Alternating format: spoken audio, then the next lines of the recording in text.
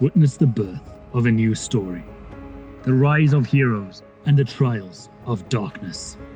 The world lies upon the precipice of change. Will you stand or will you fall? Prepare yourself well, traveler, for fate is watching, and the stars are yours to claim.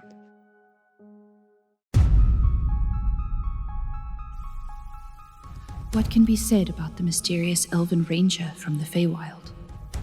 Born in Aurora's Vale, the city of light, where magic defined the elven people, Altari Elunéth was born without it. Determined to prove her worth, she trained tirelessly with bow and blade, believing strength could be found beyond the arcane. But despite her efforts, she was only tolerated out of duty and never truly embraced by the Circle of Keepers, the powerful leaders of the Vale. In a defiant attempt to earn their respect, she faced the Keeper's trials. And though her death was assured, she survived against all odds. But Altari's victory was hollow in the death of the man who held her heart. Hardened by grief and forsaking the Keepers, Altari became a guardian, devoted to defending her people from the growing darkness beneath the earth. When the land was torn asunder by quakes and living shadows, she and her company sought the source in a long forgotten ruin. And it was here where Altari would be unmade. For within this ruin, they found an ancient artifact, brimming with dark, divine magic. As shadows overwhelmed them, Altari destroyed the orb, only to be struck by a vision of Aurora's Vale consumed by darkness and ash. A deep, foreboding voice carved prophecy into her soul, and the magic of the orb marked her, changing her forever. The explosion of power tore the very fabric of reality, wrenching Altari from the Feywild and casting her through a rift into the material plane. Lost in this new world, Altari grew close to some unlikely companions. She was saved by Blaze, a steadfast paladin who had become her closest friend, and Visilva, the light in her life, cherished like a daughter. Yet, Altari remains haunted by the dark voice from her vision, and the fear that the light of her people will diminish into endless night. Altari now walks the line between light and shadow, uncertain of her future, but determined to carve her own path. With new magic pulsing beneath her skin, Altari only has more questions.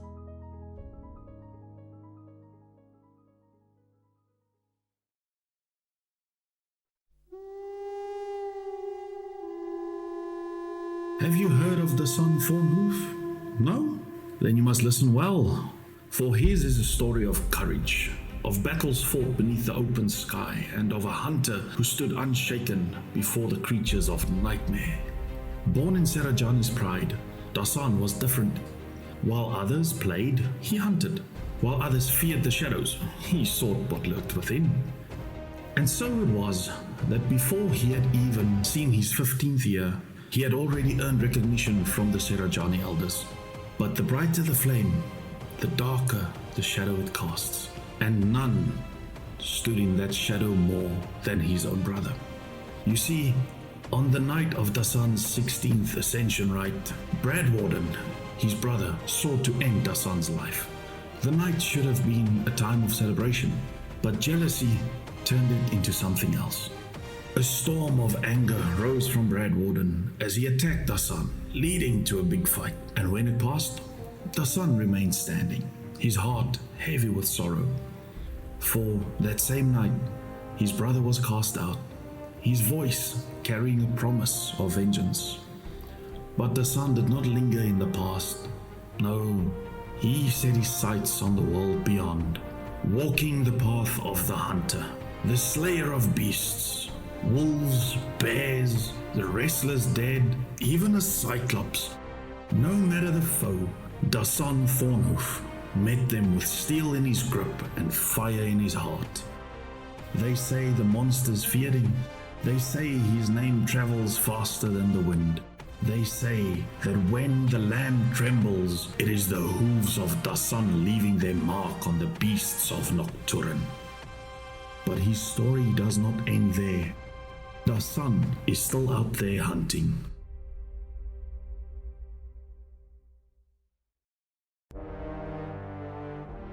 The name's Forlan Honeywittle, of the esteemed family of Honeywittles, and he needs no grand introduction, though he will gladly provide one. A halfling of unparalleled charm and wit, Forlan is a pirate of great renown, having once sailed beneath the banner of a legendary ship. However, such dark tales are best left in the past, for betrayal and mutiny have stained those memories. Yet Forlan has returned, wiser, bolder, and as dazzling as ever. The undisputed brains of an operation, the very essence of suave sophistication, a champion of drink, and a lion in heart and strength, and also in the sheets, if you know what I mean. Ladies adore him, men want to be him, so he claims. And who would dare disagree with this charismatic paladin? Now, he travels alongside trusted companions Altari, Visilva, Blaze, and of course, the radiant love of his life, the beautiful Shadow. Together, they embark on a journey of peril and promise, seeking adventure, fortune, and most importantly, Shadow's lost ship, the Obsidian. Through danger and revelry alike, Forlan Honeywittle remains as ever unforgettable. Chaos follows wherever he treads, whether by wit, charm, or sheer audacity, who can really say? So remember the name, for it shall be forever lingering in your thoughts, whispered in admiration, long after the adventure ends.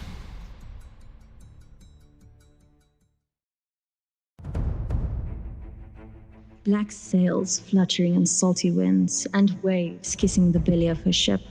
Her true name known by most and feared by all who sail the seven seas. But alas, this bliss is but a distant memory for Shadow, as betrayal strikes her in the back by her former second-in-command. Exiled and stripped of her title, a flicker of light is shown from within the ocean. Astridon, the new goddess of the sea, gave Shadow a second chance. Sassy, foul-mouthed, reasonable, and yet dependable, she became a cleric of the Tempest. Just as the tides are ever-changing, Shadow ran into an old foe who became her new partner in crime, and maybe in life, known as Forlan Honeywittle. Goals aligning and dreams growing, they set off to regain Shadow's true name and her legendary ship.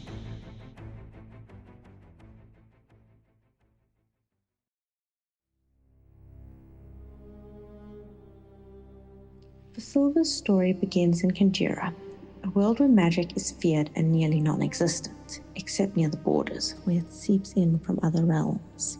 She was never meant to be there, not truly. A changeling child left behind in place of a stolen human infant. But Visilva was not alone. She and the stolen child shared a bond deeper than blood, an unbreakable psychic connection. They were sisters, two halves of the same coin, separated by fate.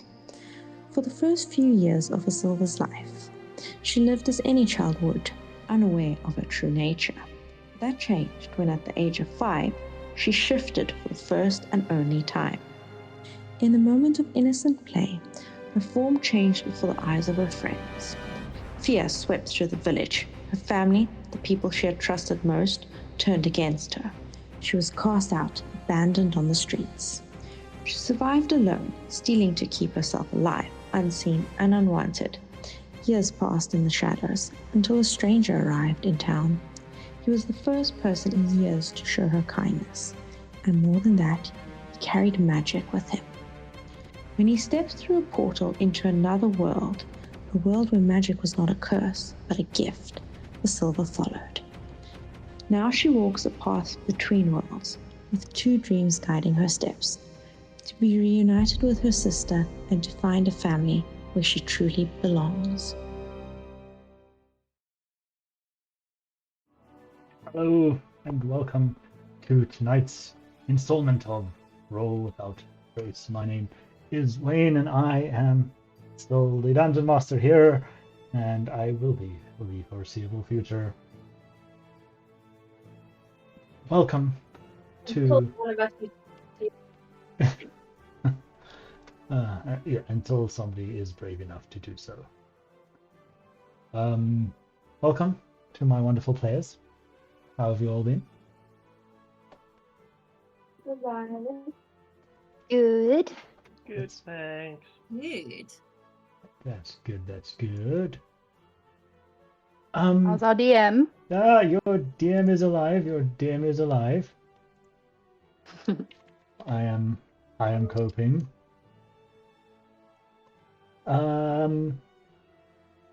Before we get into the recap of what happened last week,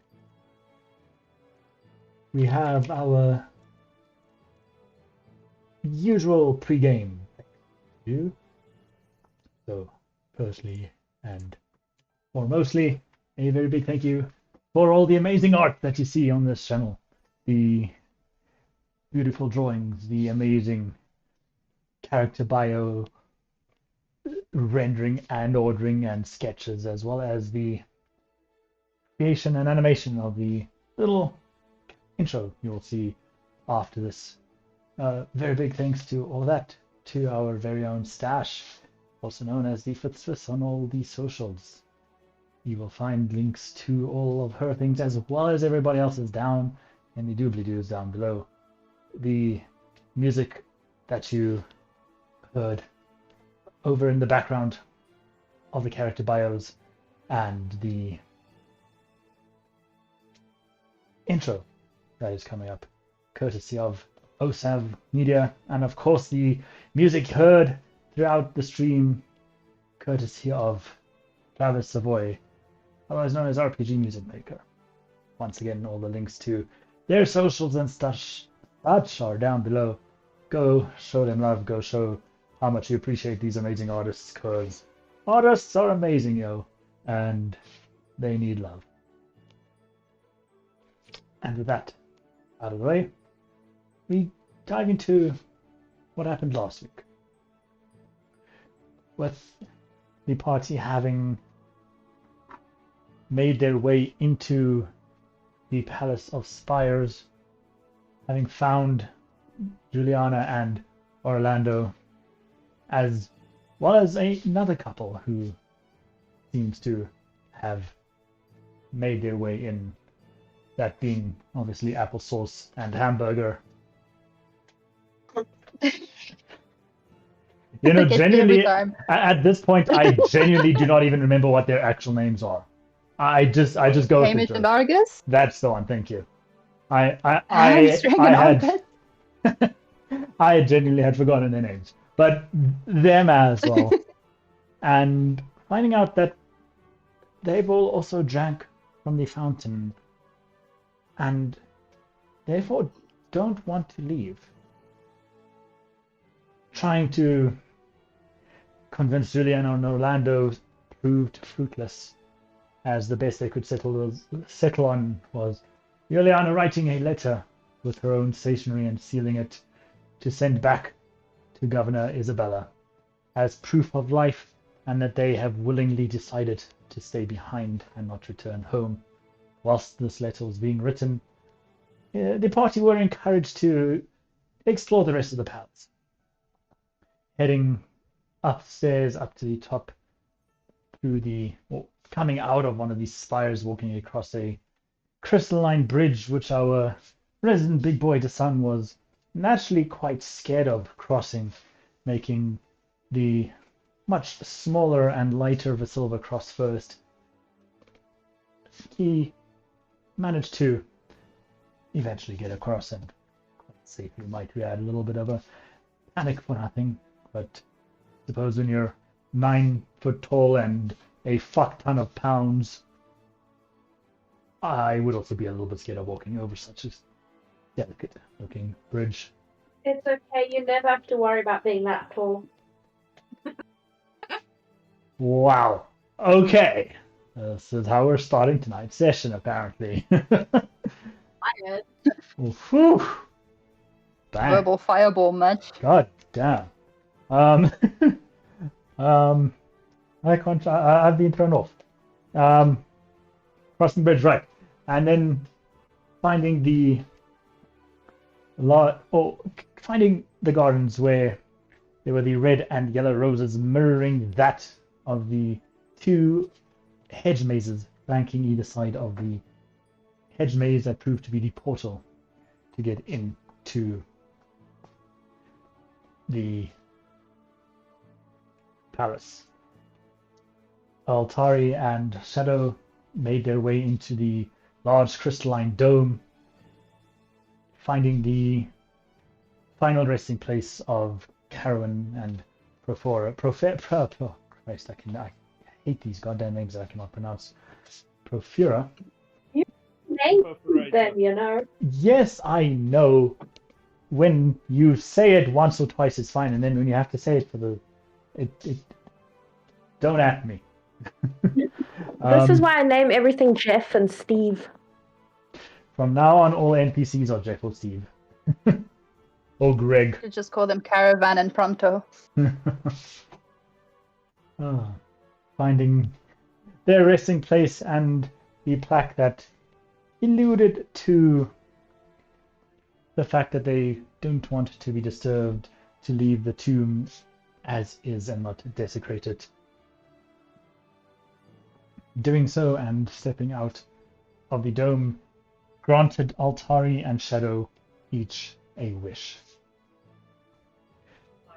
After a lot of back and forth and some emotional moments, to say the least, Shadow had written out a letter and given it to Altari, requesting that she hold onto it and hand it to Forlan when they meet again. For Shadow's wish was to forget everything that she had experienced with Forlan, to essentially forget who Forlan was since their final encounter on the beach. Forgetting everything that has happened since, forgetting the relationship that they had built, forgetting the pain of his death.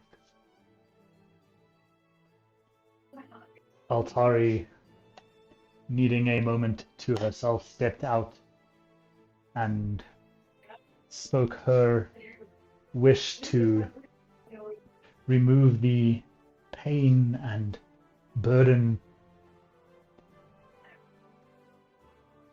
basically freeing everyone, including allowing them to leave the garden, lifting the charm of the fountain and putting it onto herself, martyring herself, taking on everybody's pain and suffering. Not wanting to tell anyone what she had done, when she had returned in, she made her wish, or spoke her wish again, saying that she wished to find a way out of this place.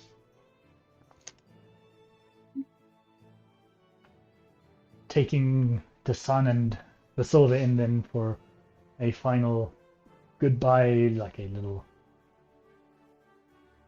moment of respect, they entered the dome, and upon exiting, Visilva and Dasan were granted their wishes. Dasan wishing for the ability to read, write, and speak every language, and Visilva saving her wish for a little bit down the road after they managed to go down and see that Julian and Orlando were now wanting to leave, but Apricot and Hash Brown still wanted to stay out of their own free will, out of the love the palace inspires. Visilva asked that everyone stand in a circle holding hands, and Visilva wished them out, back into the Cave of Echoes, only 2 hours after they had initially stepped through the portal, essentially traveling, The DM's plans. otherwise known as traveling back in time. From here, they returned with Julian and Orlando to Cybar, where they were met with warm welcomes and eternal gratefulness from the adoring crowd and naturally the parents.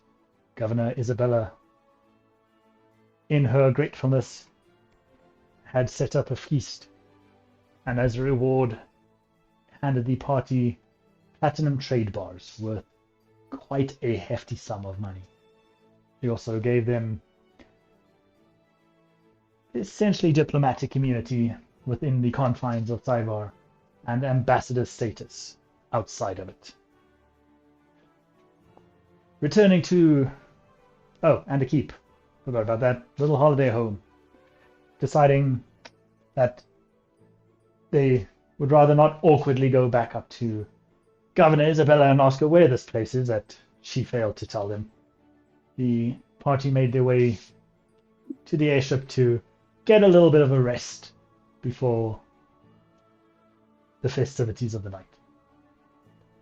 And it will be here that we will pick up tonight's game of Roll Without Trace.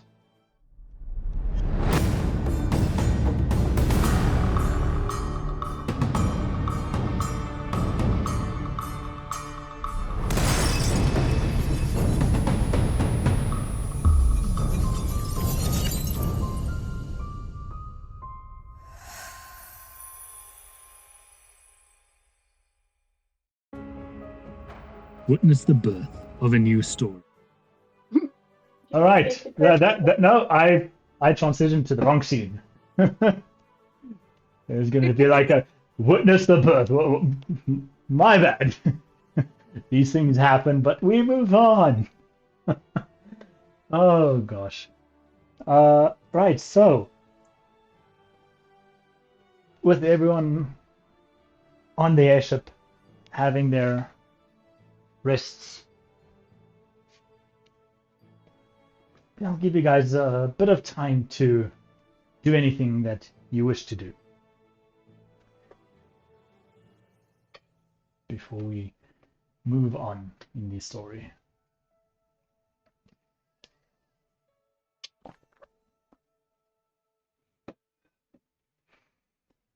If you guys want to do anything. Have we decided what we want to do? Are we going to the feast or are we just going to sleep? Look, we decided that we were going, but we weren't actually going to go in-game. In-game we were going to go, but we weren't going to roleplay it. I do remember So we that. paused traveling. Yeah, I'm just kind of giving this to, if you want to, have any moments now before we jump cut to the next scene. Nope, I'm good. All good. I'm already passed out in Blaze's bed. All right. As you all enjoy your rest before heading out for the festivities out in Cybar, you all just feel a sense of calmness. Almost all of you feel a sense of calmness. Getting a really peaceful rest. Just Dasan having finally gotten out of the gardens after being in for an extended period of time, kind of just happy to be out. Shadow having all the pain and trauma of what has happened with Forlan lifted, being able to sleep peacefully, and Visilva curled up with Moon, and Lady Marshmallow, as well as Frank. I don't know if you'd be curled up with Frank, but he'd be there too. Yeah, he's curled up as well. Aww. Having a great sleep Altari, you find yourself struggling to get rest. You feel restless, almost as if something is eating away at you. And I'd like for you to please make me an insight check.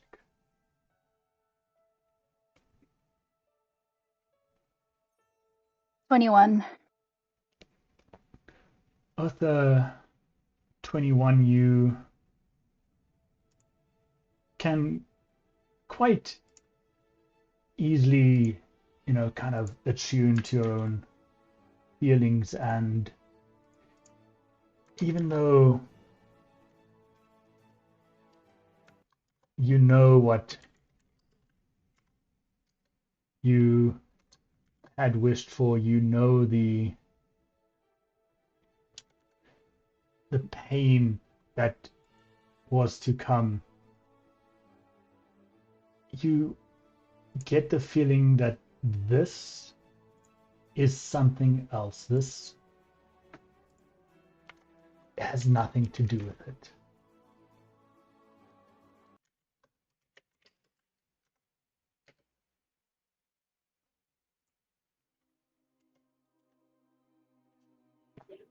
Is this in my sleep? Just sort of tossing and turning.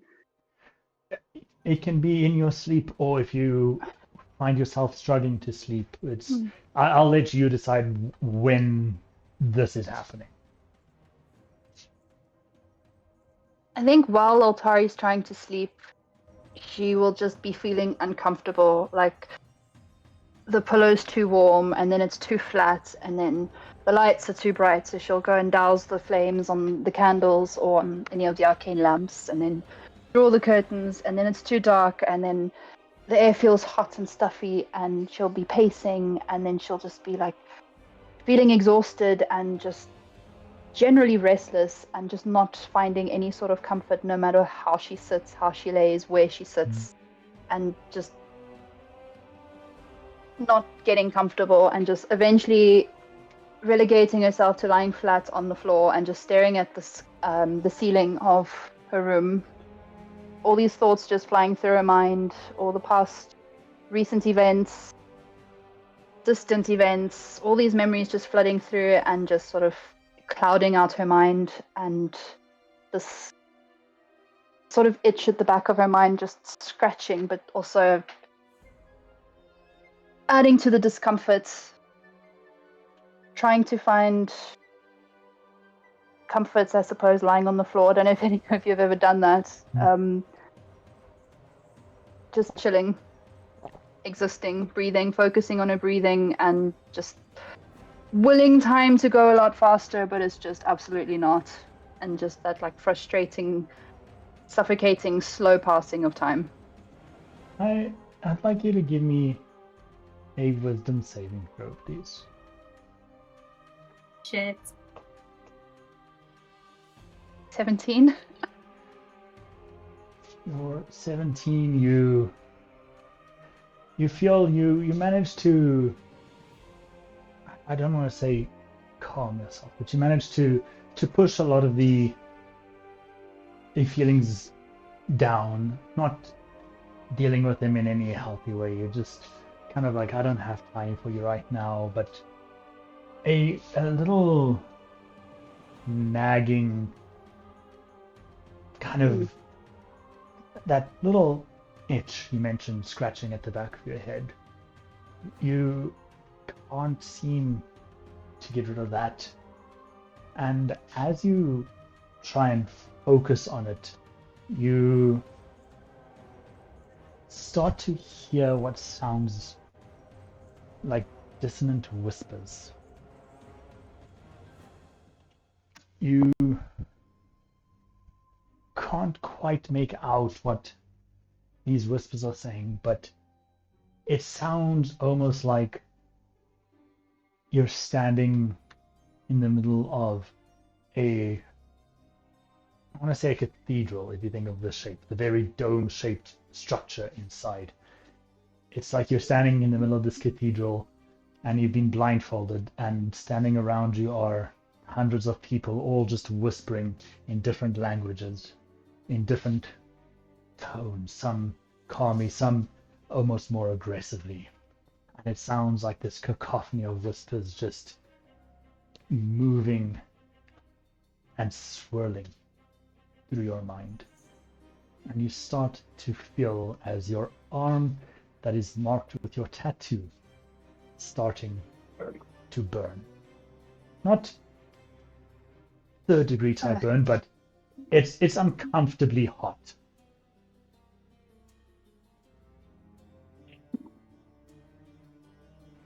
I'm just going to loosen my sleeve just to try and get a bit of release, and just sort of rub my palm with my other hand, with my thumb, just to like try and relieve some of the sensation. I felt the burning before every time I use, or every time I cast magic, but it just doesn't seem to want to relent, so I'm just going to try and just massage it away. I would say this burn is more intense than the burn you feel with magic.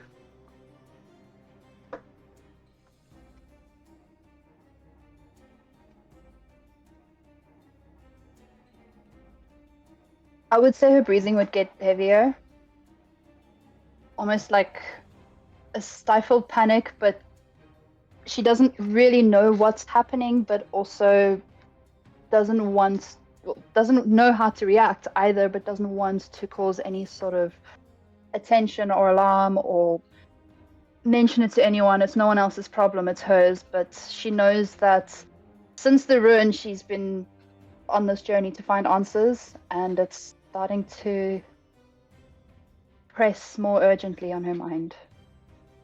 And trying to block the voices out, sort of just scrunching her brow, just focusing on trying to relieve the pressure in her arm, just focus her breathing in and out, and just sort of lie there and still on the floor. Just trying to chill.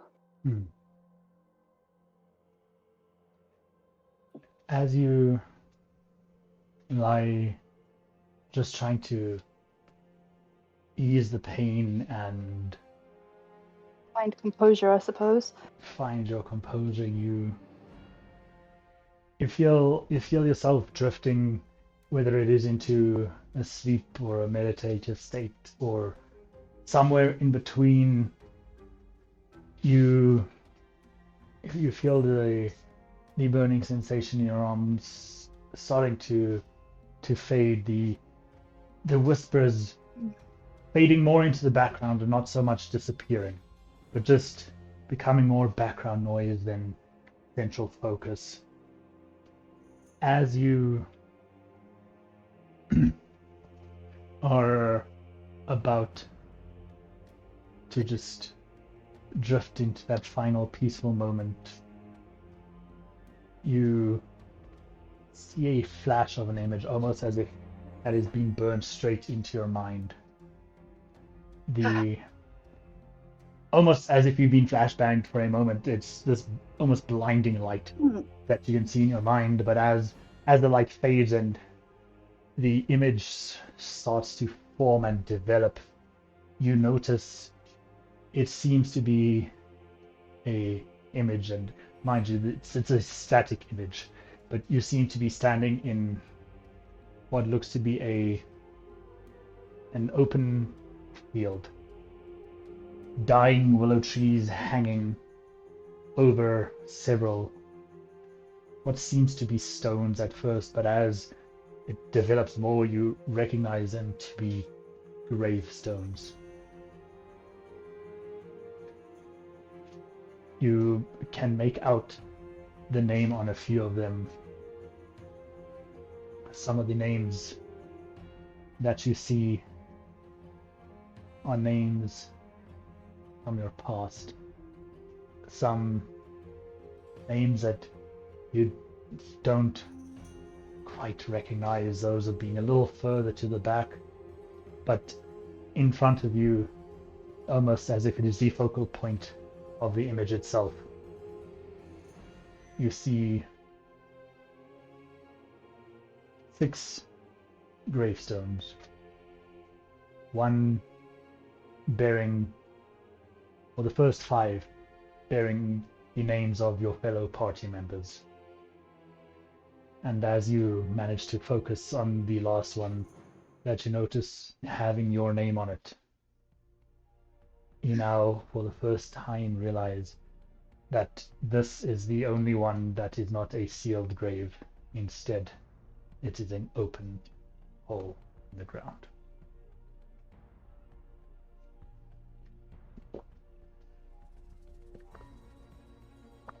Am I physically in this place, or am I just looking at it as though it's like a painting of sorts? You're looking at an image. You're not physically there. Okay. You're looking at a static image. I'm not sure how this will really react. I'm just going to sort of reach out for the graves. Give me Hold my hand out. what would this be? Give me a wisdom check this time, not a save, because you're trying to do something. So give me a wisdom check. Wow, 19. You reach out and you don't. It doesn't feel like you're pressing on anything. So, excuse me. What are you reaching to specifically? Just the graves in general, just to see if there's any sort of reality to this. If this feels tangible, or if it just feels like an illusion, like almost misty.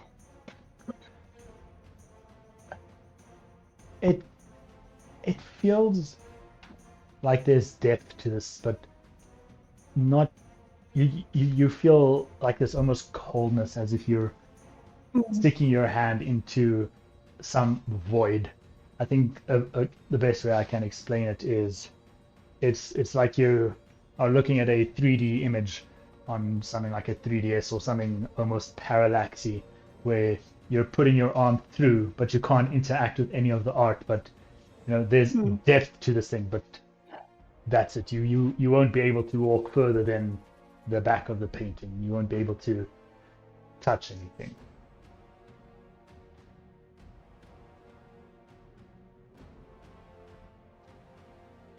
Why?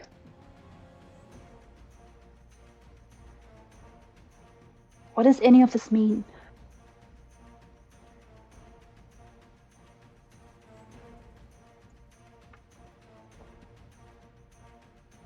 You start to hear those whispers kind of just coming through again. This time able to make out a voice that seems to be drowned out by the whispers. It's a somewhat deepish, gravelly voice. You do, however, find yourself struggling to hear what this voice is telling you. Struggling to push through your mental defenses that you are putting up.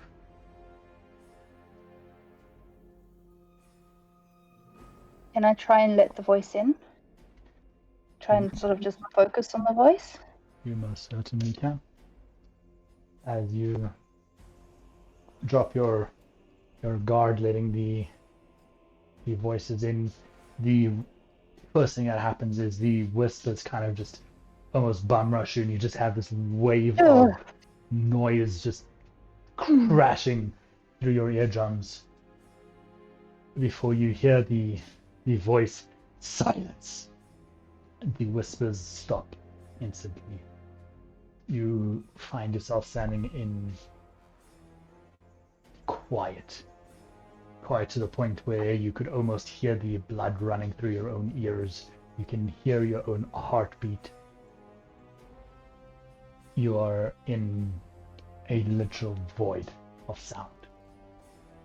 The only thing you are able to see is still this still image before hearing a voice.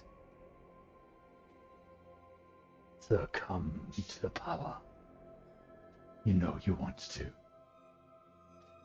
I can make you great, stronger. I can give you control of your magic. You can bring your friends back. You can prevent this from happening.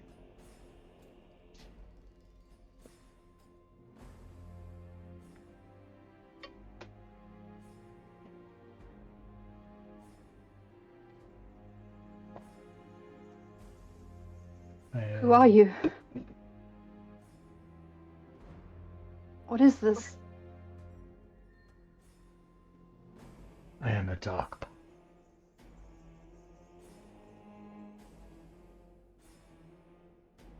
We have met once before. I have no physical form. I live here, inside of you.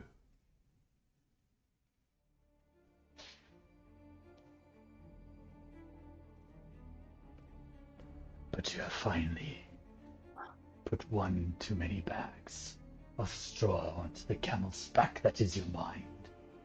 You have broken and given me the opportunity to step out and talk to you, Altari. You know my name. Yet I do not know yours. I know a lot about you. You don't need to know my name yet. Consider this my introduction. You'll be hearing from me every time you feel something is wrong. Every time you feel that something is trying to kill you, I will be the one warning you. I will be the one keeping you alive in those situations. I cannot fight. I do not have that power. But I can give it to you. You just need to succumb to it. You need to let it happen. It will take time as I bleed into you. As I meld with your being. But know this. The next time you're out on the roads and you feel your hair raise on the back of your neck, hearing a voice inside your head telling you to turn around, somebody's trying to step.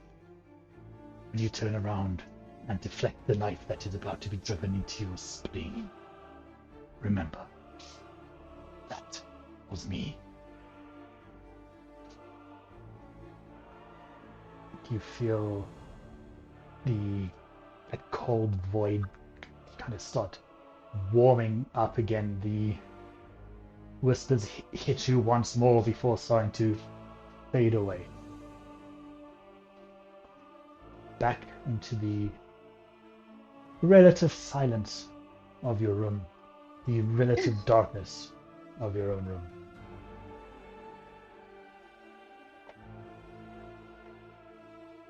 I'm just gonna look at my arm, sort of like breathing heavily. I wonder if it has anything to do with this.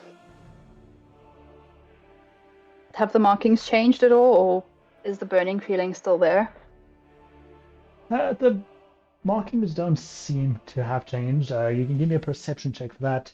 And the burning feeling is, it's on its way out. It's now that, it's the residual warmth that's just making its way out of your body right now. Sort of manageable. Also, I rolled performance. That's the wrong one. How did I roll performance? That's silly. That's a 10. They don't seem to have changed. Okay. I am going to just keep trying to just regulate my breathing and just try and focus on that voice and what it was saying, and reach for my journal in my bag and just write.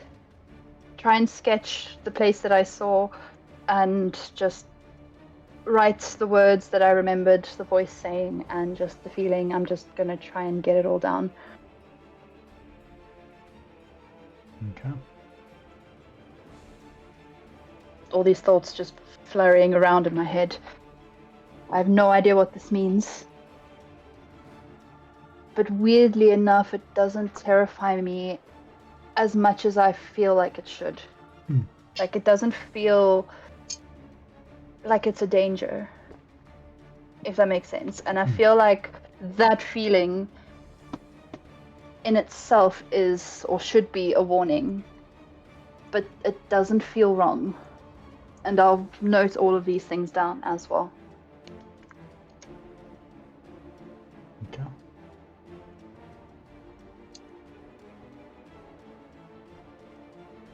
In doing so, and then getting whatever rest you can, the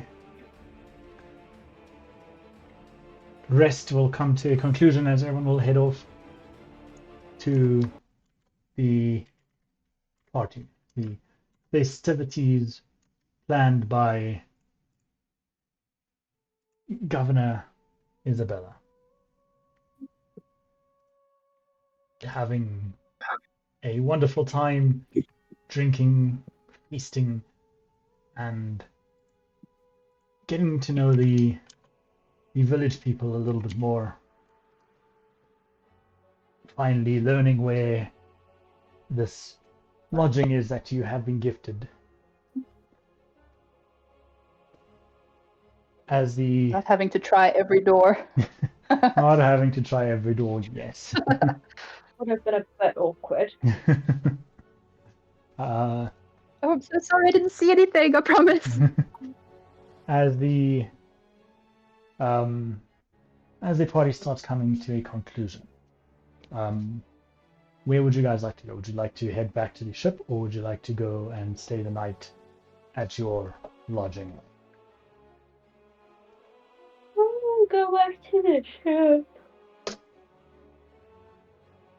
Just made myself really yawn. Well done. Commitment. Nice.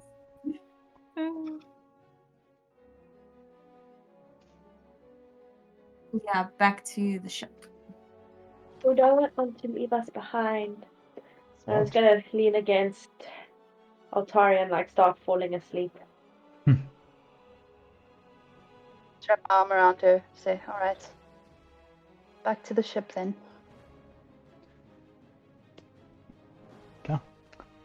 Heading back to the ship, you see little drips and drabs of people from the festivities also making their way back to the ship. You see some coming out, and some of the people you see coming out, you've seen at the feast, but you can see they went and changed their clothes and are now coming out for round 2 of the nightlife here in Cybar. After party!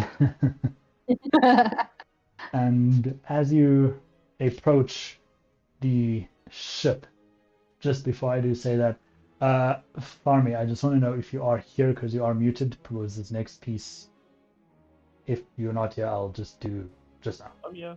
Oh yeah, that's fine. I'm in your window! As you approach the ship, you see Liliana standing by one of the ramps. And as soon as she spots you, she kind of raises her hand, signaling she wants to speak to you. And approaches. The sun, no, Liliana? No, not particularly. Not that I'm aware of, at all. Not that I'm aware of. I suppose. I'm aware of. I would be concerned if she knows you. Right. I just wanted to say I've heard of what I can only presume to be the demise of Forlan. And It's a bit of a touchy subject at the moment. I'll just lightly gesture to Shadow with my eyes. you see as Liliana's not really making eye contact. She's kind of just staring at the ground. Just Her eye is kind of teary to that, but he looks up. I don't know what it is with you lot. First, what was his name? Blaze on the ship, and now Forlan. Did she know about Blaze though? Did we tell No, her? she doesn't know what happened to him, but she knows he went missing. She knows he lived. She knows he. Yeah. Yeah, that's what we're getting We to. told her she. Yeah. But people don't seem to stick around very long with a lot of you. Okay, we got a replacement, and this one's as big as bigger than both of them put together, so it's fine. Ew. Wow. So, I think it would be best if we go our separate ways once we land in Elunéth. I do owe you a massive thanks for everything that you have done for us when you saved the ship, and I suppose for helping the people here at Cybar getting family back. So, as a final gesture, she pulls out a little stone-like device, and she just like underarm tosses it to Dasan. You're a, Do I catch or do I fumble? if you'd like to make an acrobatics check to see if you catch it.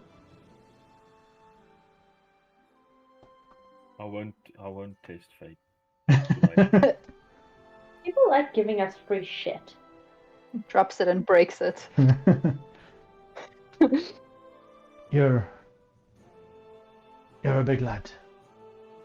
The magic that just shrinks you down to a more manageable size. The ships of the doors is imbued in that stone. If you ever need to go in or out of anywhere where you're a bit too big or whatever to, let's just use the stone. It will know when it needed.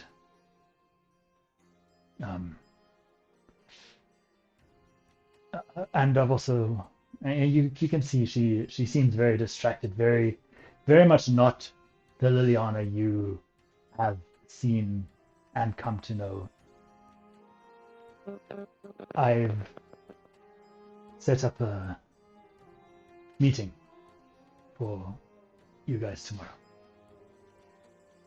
Once we've taken off, you can head to the bar. There'll be one at 10 and the other one at 11. Set up a meeting with a banker and a realtor for you lot, because I'm assuming you'd need a place to stay, and it's always good to have a place to store your money. They're not going to give you anything for free. I don't have any sway over them, so don't expect anything like that, but I figured that will be my last gesture to a lot of you.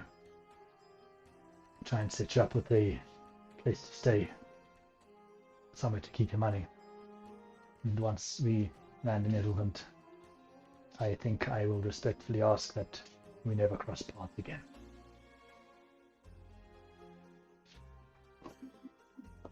Do you think she knows it's our fault the village burnt down?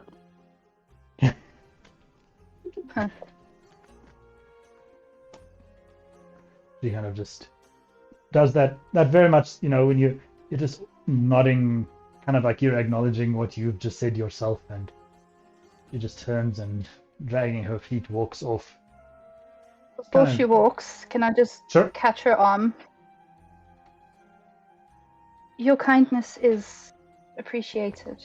Everything that you've shown us, the ship, your aid in every way, whatever you may think of us, you also lost someone, and you have my condolences for Forlan as well. Thank you. And then I'll just let her go. She kind of says thank you very muffled, and you can hear she's choking back the tears, and she continues to walk away. Thank you for the cube. Don't eat it. I don't think you can eat it. If cheese shaped, then why not cheese? Can it only make smaller or can it make larger as well? No, it only shrinks you down to. It works literally the exact same as the doors of the ship. It shrinks you down to the more 7-foot size and gives you a little bit of a slimming so that you don't weigh as much. That if you're trying to climb some stairs or walk across a fragile bridge, you don't need to stress. But that's all it does. It drops you to that, or it reverts you back to your original. Basically, a cheat code from the DM to not have to deal with my height and weight. Yep. Okay, got it. Or to include you in campaigns where you don't fit in spaces. It's funny that he gives me this thing as petrol for an idea that I've been thinking about for a while.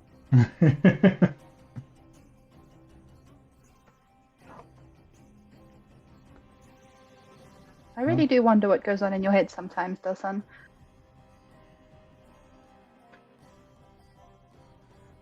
Dasan just there saying all these things under his breath, and the party looking at him like, the fuck? Hello, little guy. This is after charm madness. After charm madness. I want to do Like it residual next round effects. to see if it understands my thoughts, and I want to shrink down and then poof up again. As you hold it and you think that you want to shrink down, you plop down to the what was it that we said? I don't remember. So now it's going to be 6'8".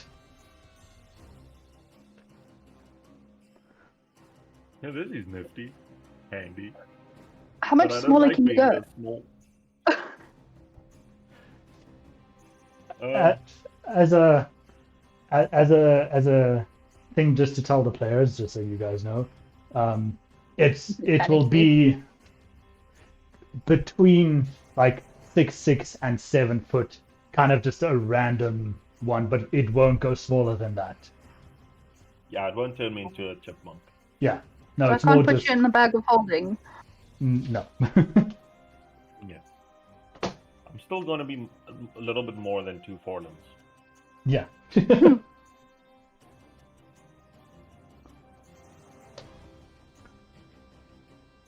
All right. Yeah, so you all can head back into the ship, have your long rests, and if there's anything else you want to do. Otherwise, we can jump to the next morning.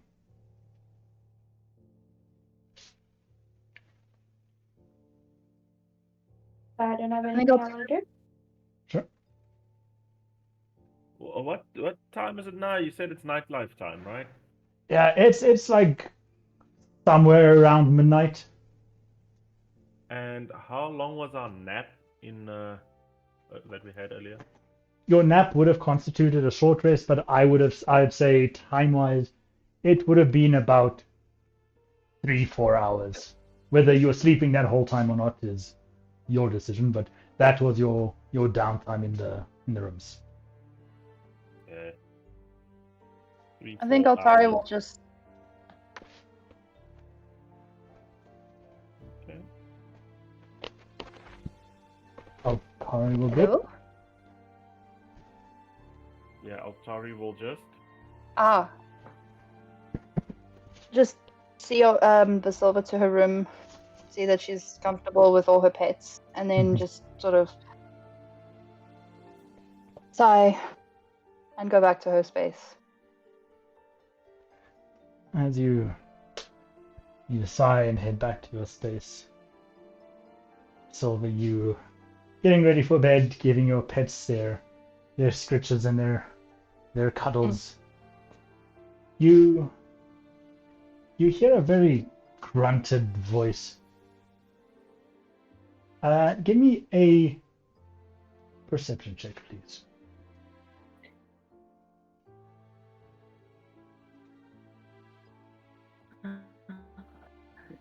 One second. Perception.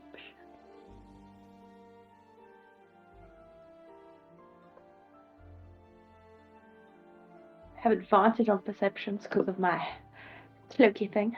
Nice. 19. You hear, whilst you still couldn't make out the word itself, you turn around and kind of just start staring at Frank because you are convinced that that word came out of Frank's mouth. Frank? Can you do that again? He kind of looks at you and makes a few little guttural, and then he, Frank, as he kind of like hits his chest. Yay! Basila's gonna run up and hug him. He We're does getting so much fun.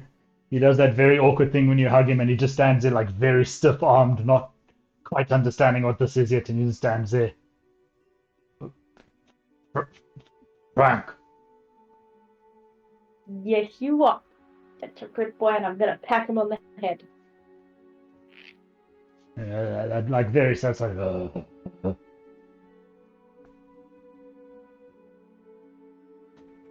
Very happy.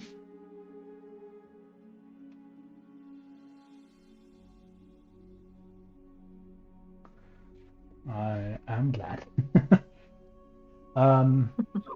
Okay, so with this newfound information, is there anything you'd like to do, or? No, like I'm just gonna keep trying to teach him stuff. Now he's learned his name, so I'm gonna try to teach him to say hello. Okay. You'll spend a little bit of time trying to teach him how to say hello, having, got a burst of adrenaline now. And just before you decide you're going to, go to bed now, give me a performance check.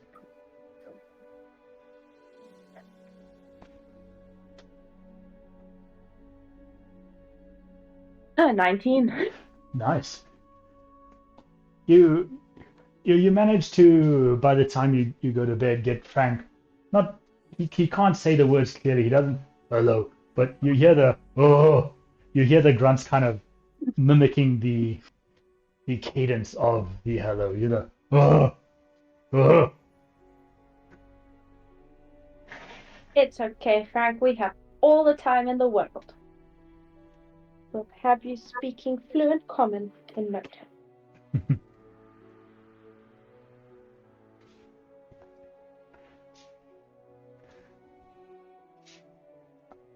And with that, we will end. No, I'm just kidding. Jesus. Imagine. Oh my goodness. Imagine. Wow. With that, everyone can have their long rests as we arrive at the next morning, and everyone starts waking up at their own times.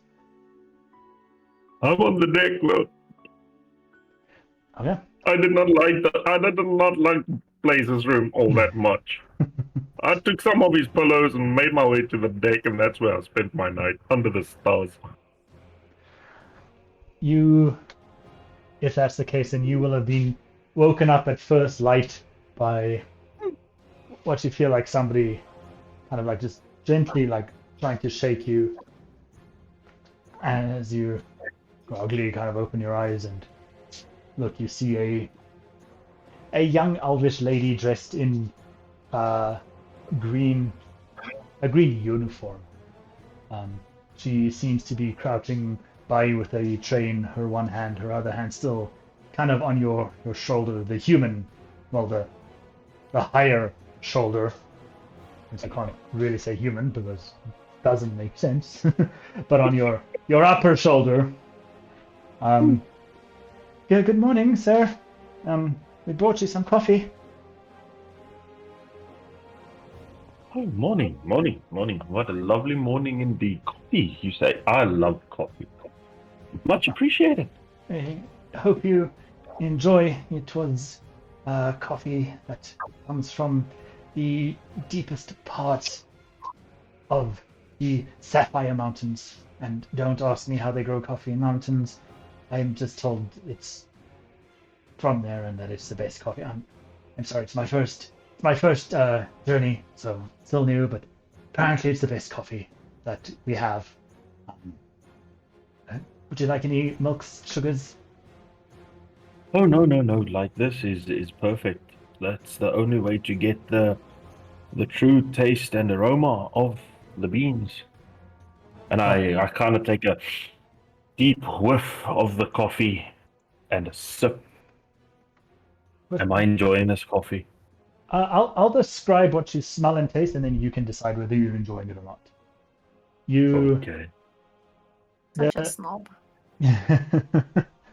The initial scent is this very deep, dark, roasted smell.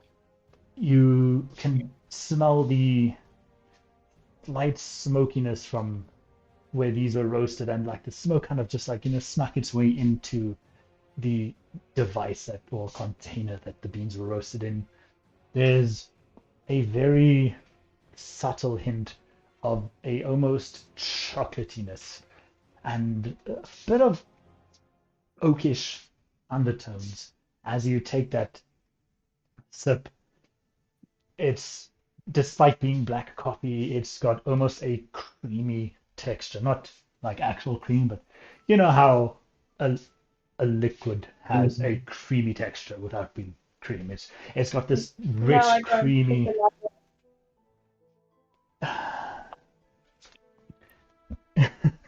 It's got this rich, creamy, almost velvety texture. The vanilla and chocolate kind of almost locked in this intrinsic dance of flavor as to who you taste more. There's a little bit of this smokiness just on the outside of your tongue, leaving just that little bit of a burn.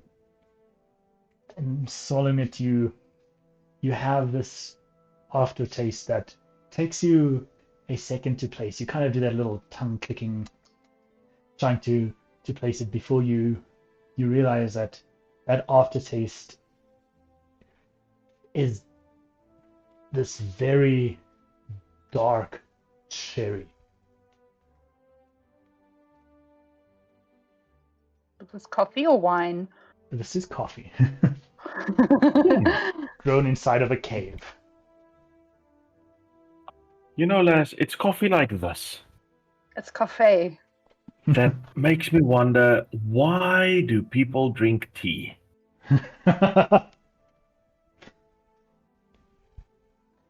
I mean, it's bean juice versus leaf juice. They both come from the ground.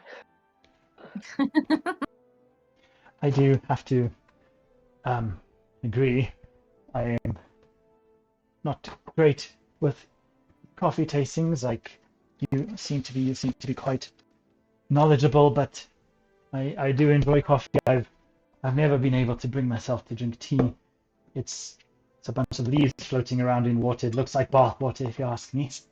Not my cup of tea, I guess. Like that's a little nervous chuckle. Yeah, good one. Well, I should probably pack up. I didn't plan on leaving your deck a mess.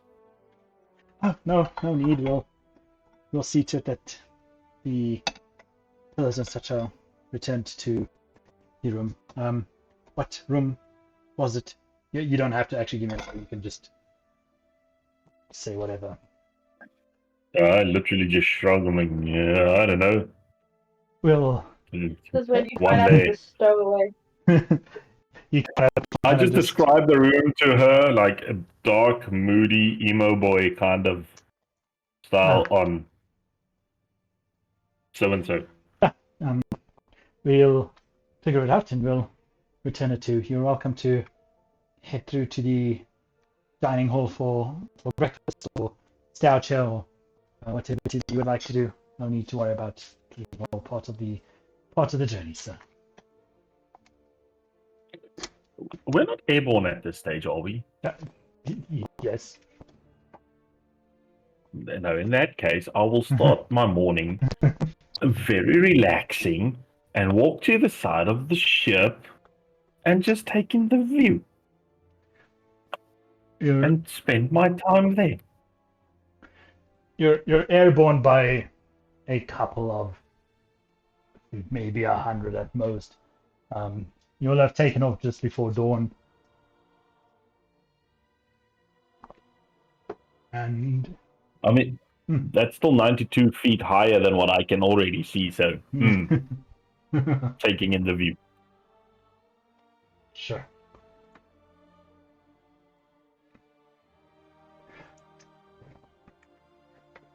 You doing that. What are the rest of you doing as you start to surface for the morning? Me and my entourage will go to the dining room for breakfast. The entourage, And I I'm love going to that. dish us all up a big plate of pancakes. With lots of syrup. Sure. And everybody but Lady Marshmallow can have bacon. I don't think she would want any. Why is cool? Just trying to imagine Frank eating. Trying to teach him, okay?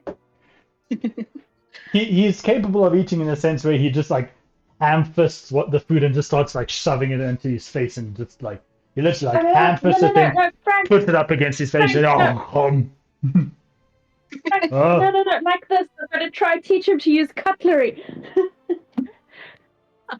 Not very well, because Visilva doesn't really know how to use cutlery either. But You see as he like very awkwardly tries to pick the cutlery up in the same way you do, holding it between two fingers, but just between his thumb and index finger, and almost like how when you're mocking somebody who's eating super daintily, he almost looks like he's doing that inadvertently, as he's just awkwardly holding the knife and fork. It's like, oh, Frank. you're doing amazing. Oh.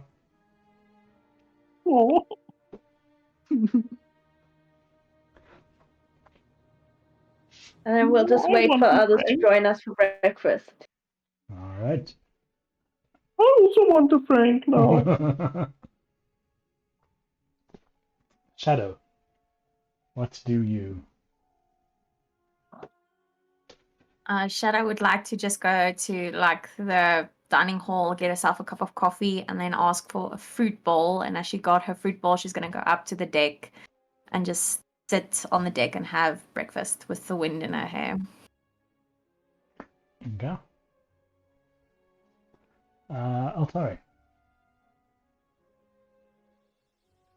I want to say Altari didn't really have the smoothest of sleeps, or elf sleeps, I suppose.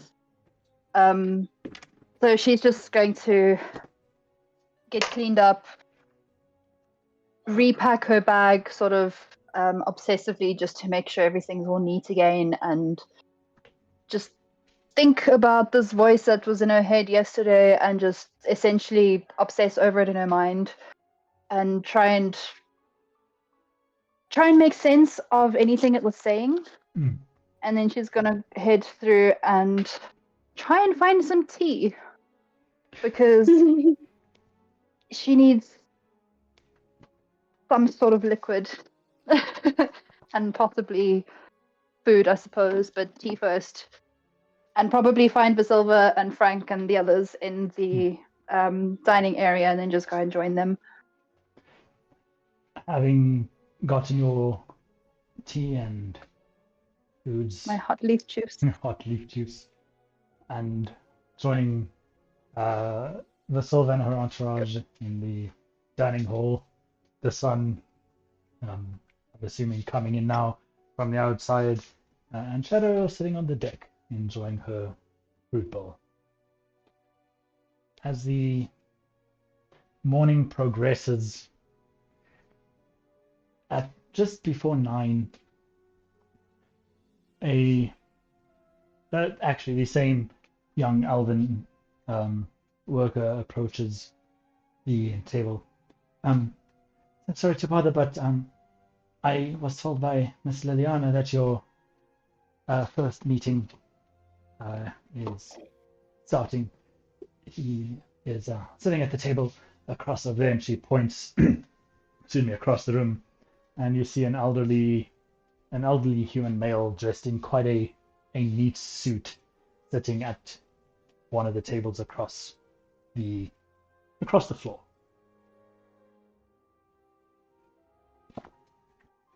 Well, the first meeting was at 10. Nevertheless, we'll finish up and then join him. Thank you. You're welcome. Apologies for the confusion on the time. Really fine. What is time, really? Our other companion, Shadow, can you please go and tell her as well? Certainly.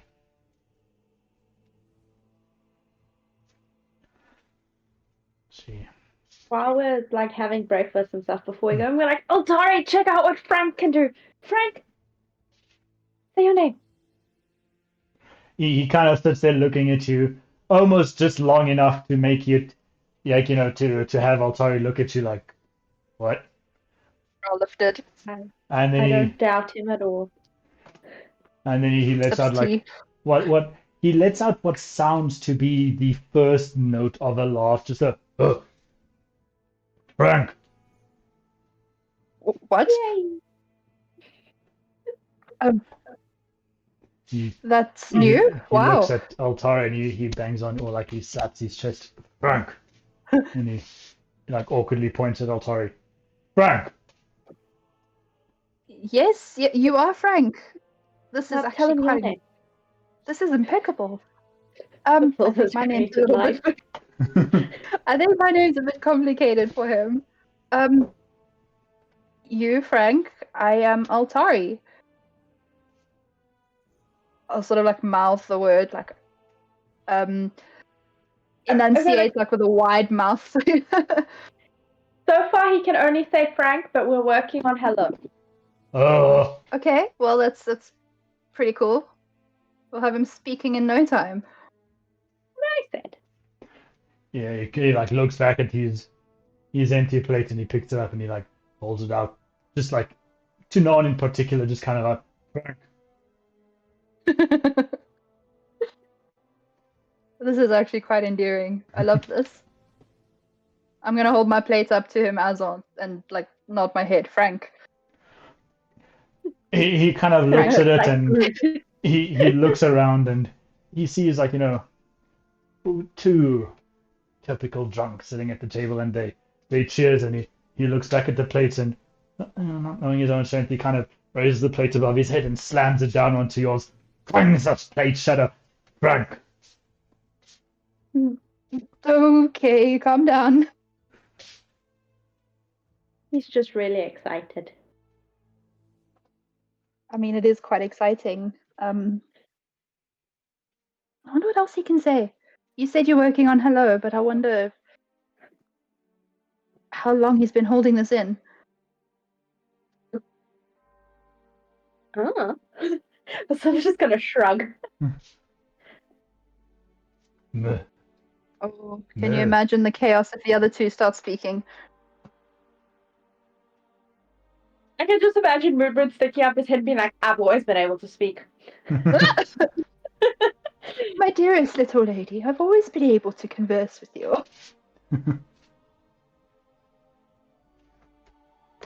And then Moon. Moon. Derp.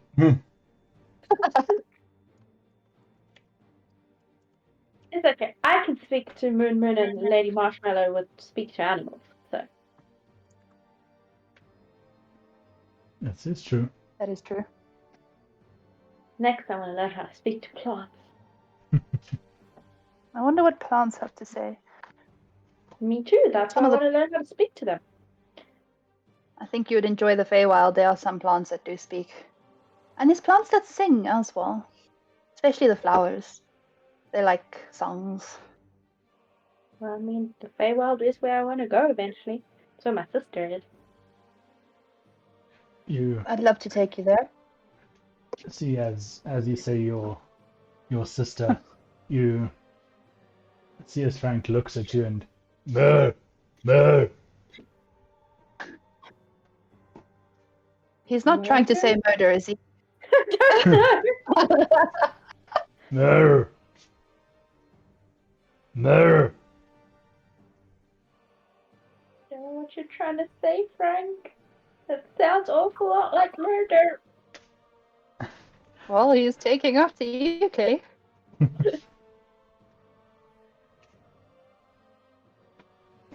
Give me you can both, but Visilva specifically. Give me a perception check.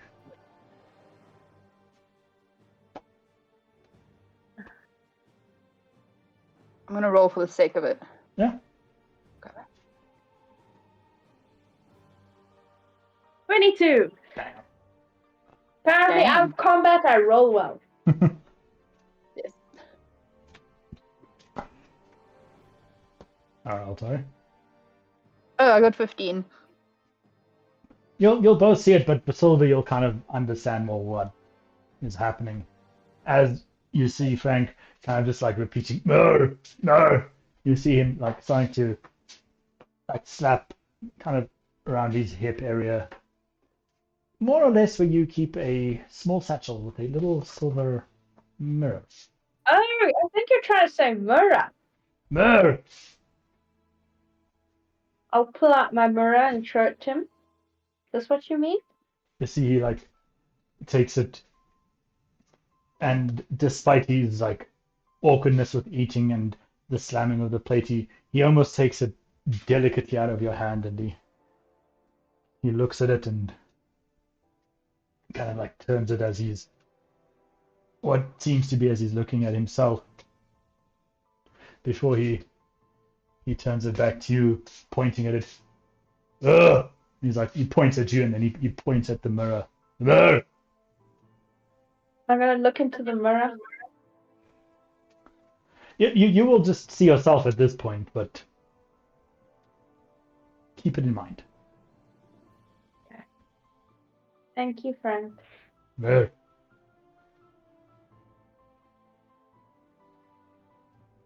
Maybe he's becoming more self-aware.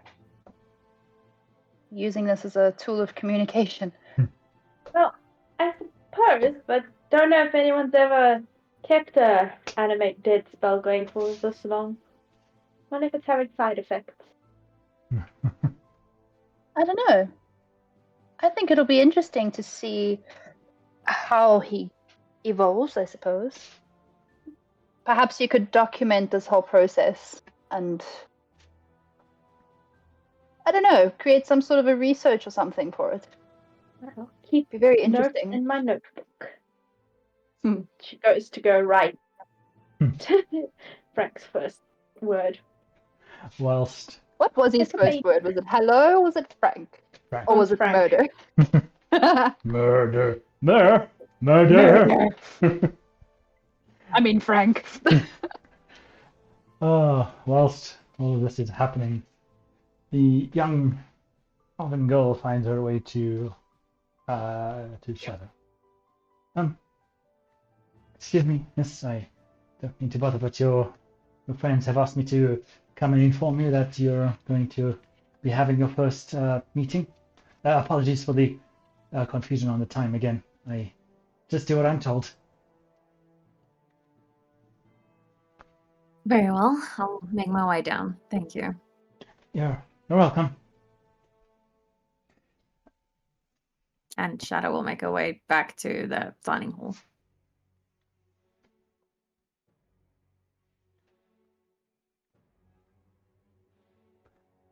Yeah. Dasan. Dasan is very worried and confused at the moment. Yeah. Where is Dasan at the moment? By now In he's the Still looking dining at hall. you.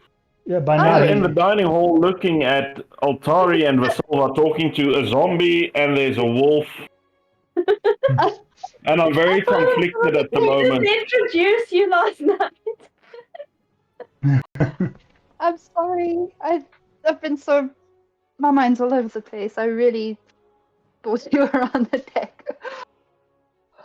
I'm very conflicted at the moment. Like, these are the Frank is things happy. I'm meant to murder, and one attacked a friend with a plate, and now you Very guys are nice. it's looking at itself in the mirror, and you guys are freaking applauding it for mumbling. Let's be honest, you've seen weirder things. I'm very doubtful at the moment, but I'm here. I can't promise this is the weirdest thing you're going to yet encounter with us. I don't know where to draw the line, really. Don't draw the line. Just... yeah. Enjoy the strangeness. This is Frank. This is Moon the wolf, and Lady Marshmallow is the llama. The llama I'm okay with. It's a farm animal. It's peaceful. The worst thing you can do is spit at someone. The wolf and the zombie, however, this troubles me a lot. Can I see that Moon's a bit on the derpy side? Yes, very much. Frank is more on the dapper side because he's, if I remember correctly, he's still wearing his green bow tie. Yes, he is. Looking fine as fuck, my good sir. I think the fact that I can see Moon is not all there would kind of put me at ease. Like, okay, this is the runt of the litter. Don't worry about this one. This is definitely not harmful to people. This one will lick someone to death. And probably maybe steal some sausages or something. yeah, and maybe the fact that Frank is wearing a funky outfit will slightly put me more at ease, but I have questions. Y'all don't know I have questions, but I have questions.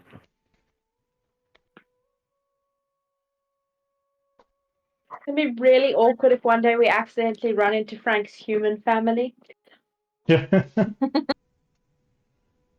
This is just some corpse I picked up. Awkward.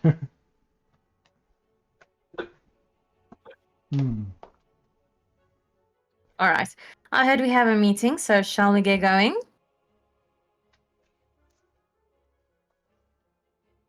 How are you? Absolutely fabulous, darling. Did you sleep all right? Nothing out of the ordinary? No. Do say I miss the rocking of the waves, but that's just me.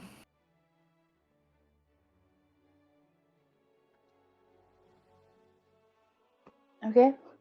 Yeah, How- let's go meet with our... How did Oh, you whoever- sleep?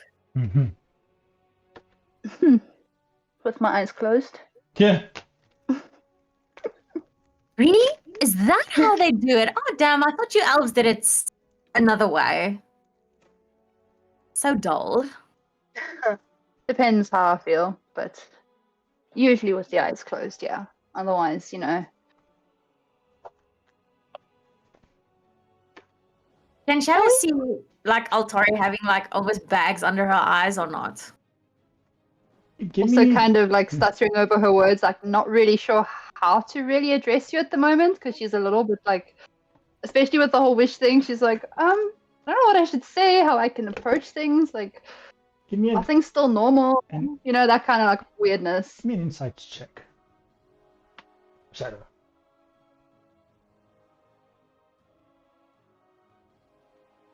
That is a 15.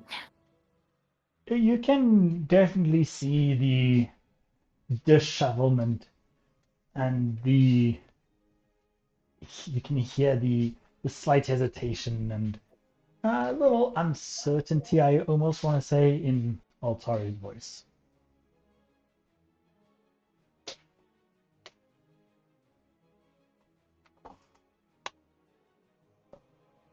Shadow will, like, go over and then, like, whisper into Altari's ear.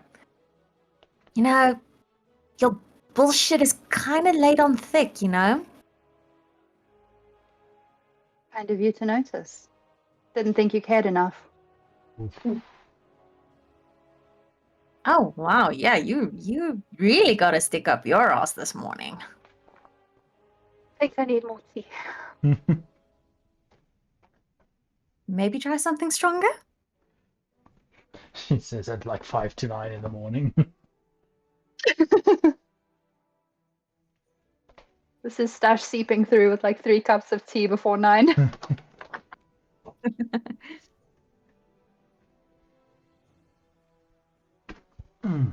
Well, if you have anything stronger to suggest, I will be all ears. And I'll just like twitch my ears. Yeah. Shadow will go over and ask for an Irish coffee. Oh my god. You'll get the world's equivalent of an Irish coffee. Here you go, darling, with extra love. And Shadow gives her like a wink. I will take it and I will sip it gently. Oh. Wow. This is actually really good.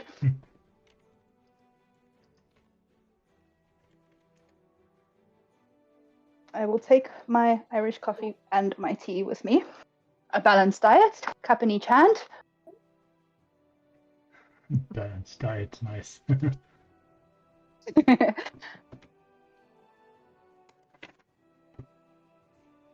Okay, meeting? Yeah, I'm not sure if this is the banker or the realtor, but I presume it's possibly the banker, since he was the one who was mentioned first. I don't know. Regardless. First. Someone report. Sort of alternating sips between the tea and the coffee. Nice. Shadow will saunter over to the table where we are supposed to have our meeting. And she'll stick out her hand. Well, good sir. Hi. I do believe we have a meeting scheduled. You arrive and you stick out your hand. The gentleman at the table looks at you and he stands up himself, just kind of brushes off a little bit of crumbs from the muffin he'd been eating and shakes your hand. Yes, greetings. Please have a seat. My name's Jebediah Rosewood. Jebediah! Sorry.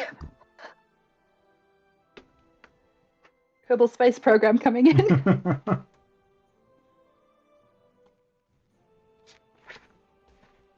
Magovanen, Jebediah, it's good to meet you. Altari will sit down.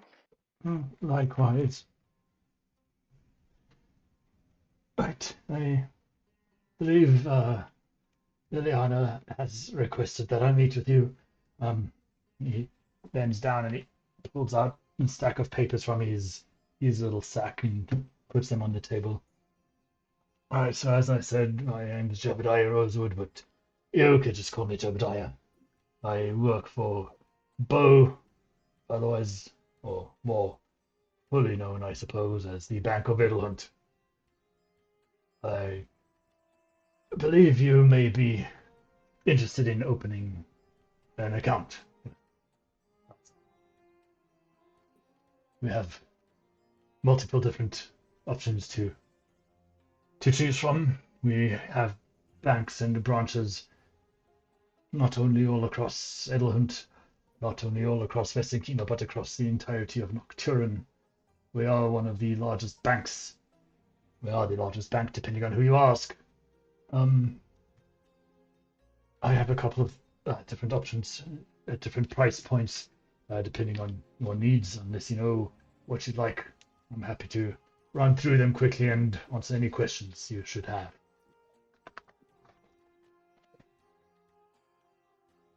Wonderful. He kind of separates the papers into 6 little neat piles. Our first one is our entry level It's 5 copper pieces a month to maintain. Your money gets stored in a bag and locked in a secure chest. Or before I go on, allow me to just say our security is top notch. Even if you take the simplest option, despite your money being locked in a chest, it is more secure than it would be in most other banks in some of their vaults. Anyway, 5 copper a month, money's locked in a chest. It gets checked once every 6 months for balancing, and you can only withdraw or deposit at the branch you open up with. We've also got 5 silver pieces per month. It's the same storage as previously mentioned, however, it's checked every 3 months. You can deposit at any branch. You'll be given a receipt. You'll need to hold on to that receipt and present it at your branch for them to proceed with the allocation to your account, and you are only able to withdraw from your own branch. Going into 2 of our more mid-tier packages, we've got 5 gold per month. That's the same storage method. It's checked monthly.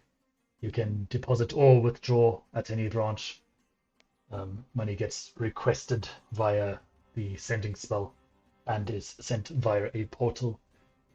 However, you will be joining a queue, so it could take a while to get your money should you not be withdrawing at your own branch. For 5 platinums a month, same as above. However, you get interest and you get to skip queues as you get a dedicated banker. Our 2 premium packages, if you have the money to spend, I personally do recommend considering one of these. The first being for 10 platinum a month. Your money gets stored in one of our secure vaults, where only your money will be. Each client on one of the premium packages has their own vault. You earn interest. The silver's just gonna start yawning and nodding off. And it comes with a deposit box. Basically, what that allows you to do is it's a little box about the size of, he kind of makes like his hands out to more or less the size of a small shoebox, about that size. You can deposit money from anywhere you put the money in, and it gets magically transported into your vault. And finally is our 20 platinum per month interest as well. Same packages. However, you get a secure box which allows you to deposit and withdraw your money from anywhere.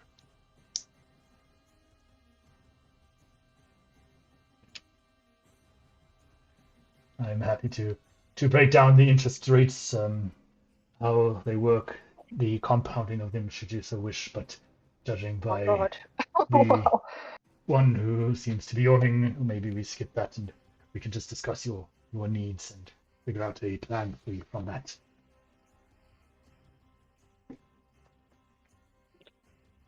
How many of these packages have interest? 2. 10 platinum and 20 platinum per month. 3. Only those 3. 3 do. 3. The 5 platinum 3. also does. Everything that's platinum has interest. That. Different These rates of systems interest. are convoluted. Yeah. Yeah. What's the interest rate like on the 5 platinum one? Less than 5 platinum. Because these bank charges sounds a bit absurd. It sounds like German banking, honestly. It does. The 5 platinum per month gives you a 2% interest per annum.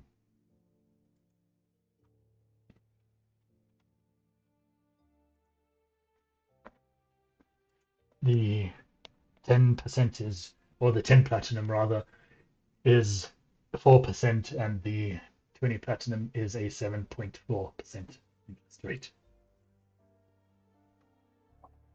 7.4, that's oddly specific. Welcome to banking in Ireland. I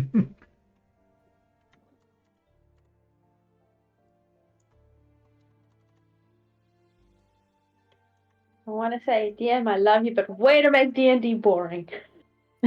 There has to be some things, you know.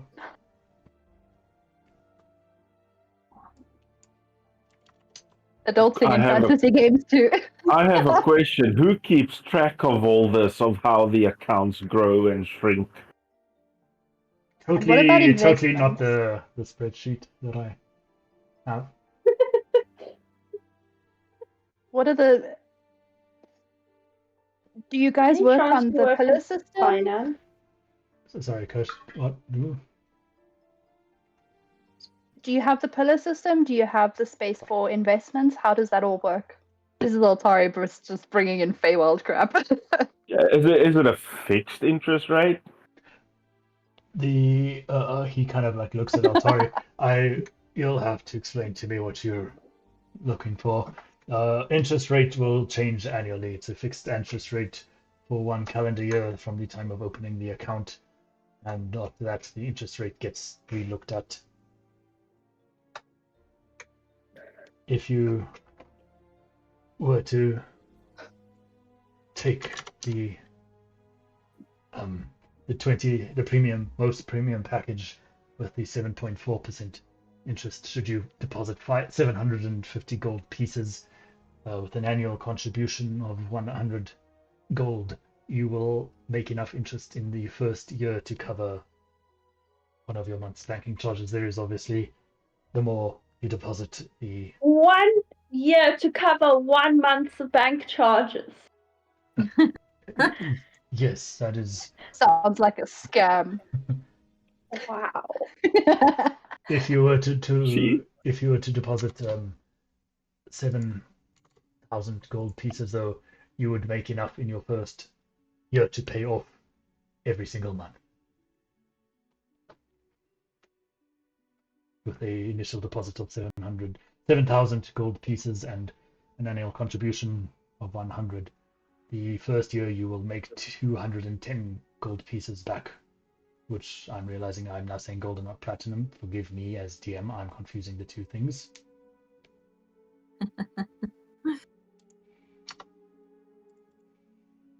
And what if I just hide it in a box under my bed?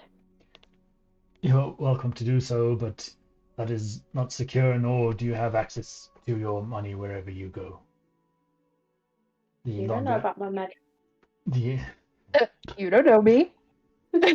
The longer you stay with us, we are happy to rework your bank charges depending on your loyalty and contributions to the accounts. Sorry, that was wrong of me.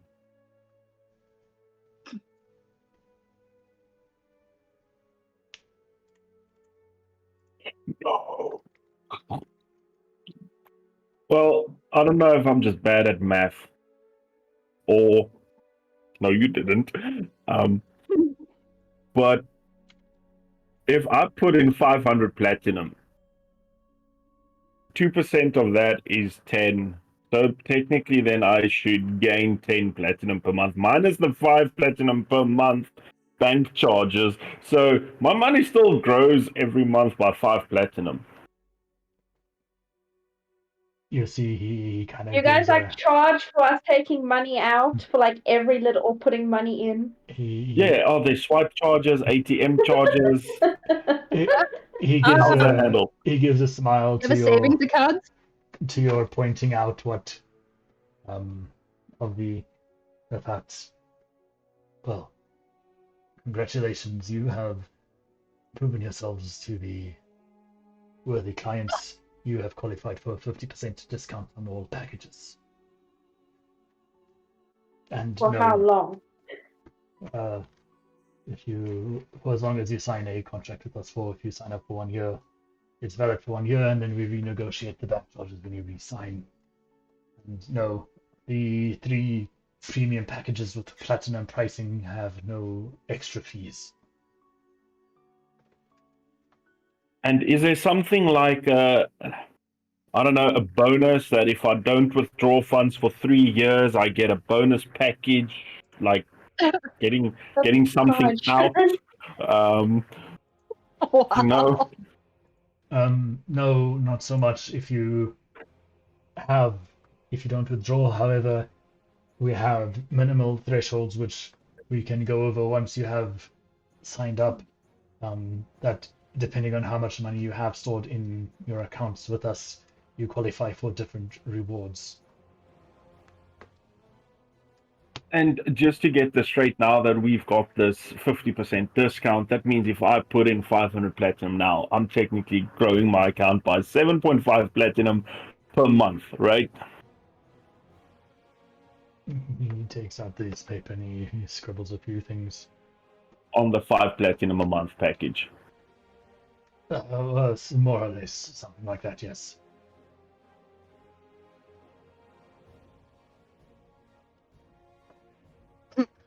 DM giving himself extra work, having to calculate our bank rates in the background.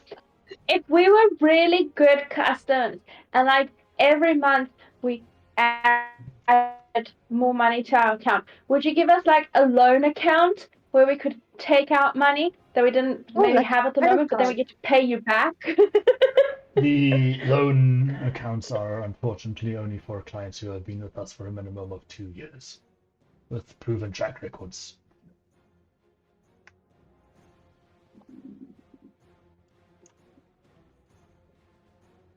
And having large amounts of cash on hand won't speed up that process at all. Well, why would we need to borrow money if we have large amounts of cash? No. I mean, like, if we make a substantial investment to prove that, we can back this, we have the means of income. Why am I getting so freaking involved in banking? Trying to take out a credit card. Wait, how much money would you be willing to invest with us as your initial deposit?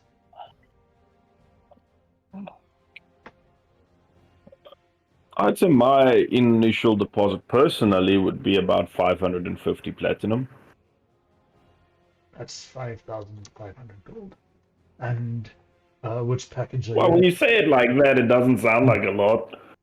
No, that's me That's saying quite a it. lot. That's me converting it myself for the maths of this, because I'm working things out in gold. And which Considering that the average household makes like 1 or 2 gold a month. Right. And you're looking at We're pretty loaded. The five platinum per month package for 2% interest compounded annually. That's the one. If there is an economic crash, can you promise the safety of the accounts and the money therein? What is economics? Then yes, by that calculation, if you were to put in 550 your first month, you would have 5,500 gold after your first month. You'd have 5,509 gold and 17 silver. So yes, you would be earning. Me. That you are correct. You can cover your own bank charges on that deposit. Sorry, what did Altari ask? I'm just trying to understand the systems here and how they differ from back home. Yes, but genuinely, what did you've you ask? explained. I no, I asked about the economic crash. We can guarantee there will be no economic crash. However, should there be an economic crash, you will. How can you guarantee there won't be an economic crash? He kind of just looks He up asks to you. straight after asking what is economic. And then looks back down at his papers. Should there be any economic crash or anything of the sorts, you will be paid out whatever is currently sitting in your account. No additional hidden charges. No additional. As long as you are on any of the platinum packages, the only fee you pay is your monthly bank fee. Unless obviously you wish to take out any extra amenities or whatever the case may be, but for what the package promises and the guarantee of the full payout should there be an economic crash, there is no hidden charges. And This do is all we very have much. do we have an easy way to contact you or the bank manager in time of crisis if we desperately need All access to fine. our funds, or do we have to go stand in a queue somewhere? If you're on the 5 platinum package, you have a dedicated banker at every branch. You'll be given a card, like a little business card that you go to, you present that, and you'll be taken to your banker and you speak to them. Should you wish to contact anyone urgently, you'd need to know somebody with a sending spell to contact your banker and make arrangements. And should you require money to be sent to you via teleportation without the secure deposit, that would incur a small fee. So there are hidden charges on the platinum No, packages. as I said, if you take any extra amenities and requesting money sent directly to you on the 5 platinum without the secure box, you will pay for it. However, if you take the 20 platinum package, which has the secure box, you are able to withdraw and deposit your money from anywhere without the need to even speak to a banker. Basically just insurance costs. Exactly. Do we all have to take out our own account, or can we have like a big shared one? You can have one account. And then what happens if one of us die? You'll all sign. All of us die. If all of you are going to be depositing money, I would suggest that you all sign the contract and that you each sign over the power of attorney that if you die, the rest of the group have access to your funds. And should you all die, then the bank will consolidate your money. We will cover any funeral expenses. And if you have any wills, we will pay out the money to anyone. Any unclaimed money will go into our reserve. Goes to the state. What's stopping one of us just taking all the money and running away then? That, thankfully, Or murdering each other. is not our Or better problem. question, That is something what for you. stops you guys from just killing all of us and taking all our money?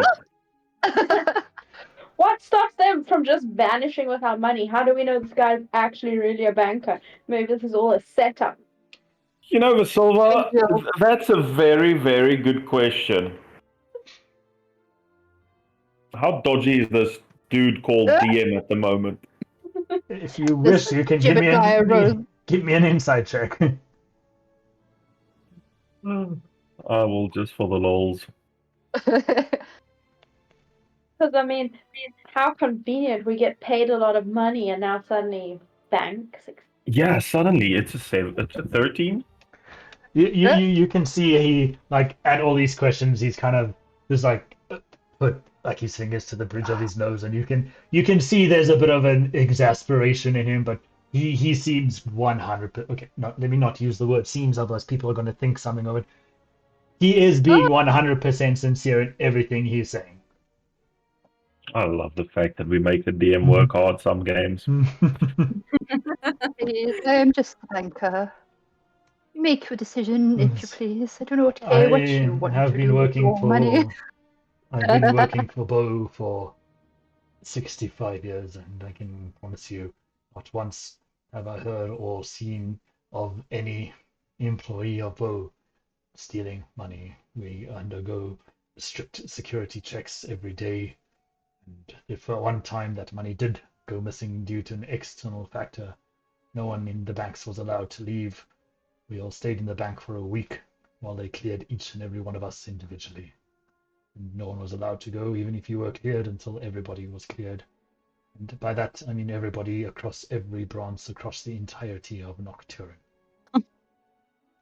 And tell me this one time where the interesting. money disappeared. Oh my god. What happened, and what steps have you taken to prevent this from happening in future? And what steps can I take to be the one to take the money in the future? There was a break in. Our security systems were not what they were now. We have since improved our security systems dramatically. The last person who has tried to break in, I think it was maybe 8 years ago, is currently hanging outside of the branch that he tried to break in. Imagine if real banks did that. Does your security system include a dragon? I am not at liberty to discuss our security systems. That is a yes. Visilva just taking Yeah, out her dragon. notebook. I take that as a yes. The big boss of the bank find is actually just a dragon. All that's written in this notebook: bank security, dragon, check. I'm just imagining Visilva wanting to take all the money and then finding the dragon is like, yeah, I'll take that too. So basically, the bank is a giant dragon horde. Well, I mean, that is Maybe it was the dragon who started the bank. That's what I'm saying. Well, they are very intelligent creatures. I wouldn't be surprised. But like the whole thing is that they encourage us to leave the money in the bank, and like people just keep giving money to the bank. So I mean, if it was a dragon, it's quite a smart way of getting a horde.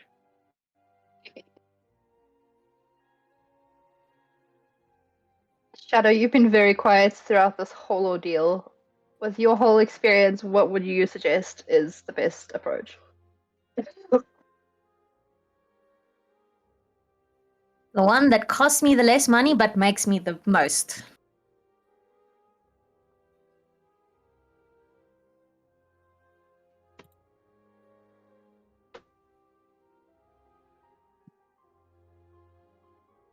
So my opinion is I am either going for the 5 or the 10.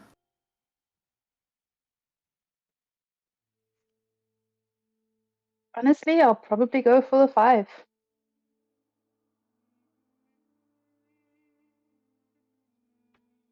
Yeah, well, look, I agree, and please don't anybody take offense by this, but I haven't known you guys very long. So right now I'm not comfortable with this whole joint account thing because one, like I say, I just met you, and two, I don't know how long I'm gonna be sticking around for. That all depends on how long you guys are going to be Weird. the way you are. So I'm definitely looking at the 5 platinum per month package for myself. You know, when I planned this, not once did I consider that you would each want your own fucking account. Okay. Now Everybody we have to each witness have one. to Dasan being a pain in the ass, so he gets absolutely no access to the party funds. You know what? I'm okay with that. Like I said, I just met you. You just met me. And yet we were Farmy, maybe? graciously opening our hearts and the accounts to you, and you shut it down. And what if family calls and I have to leave next week? You have family? I have family, yes. Don't you have family? No. That's not real. That's not true. Jebediah When she pulls said a no, I am darting my eyes at Altari like, what the? How did you make me walk into this? Jebediah pulls a handkerchief out from his blazer pocket and hands it over to Visilva. Thank you. Now, I'll just Visilva, give her a hug. Wrap my arms around her. look, you may not have family, but it's very clear you do have people that care about you. And sometimes life puts us in a situation where we find a new family and we get to choose our family. And a lot of people might consider that lucky. But our family's not good enough for you, is what you're saying. That's not what I'm saying. I'm saying anything can happen. So we're good enough unless your other family comes back.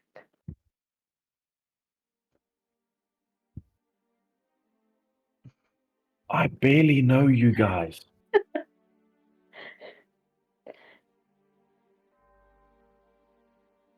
Okay. So, are we going to give him the platinum bars that we got that are left over and then just keep that there for a rainy day or whenever we do need cash? I'm cool with that, yeah.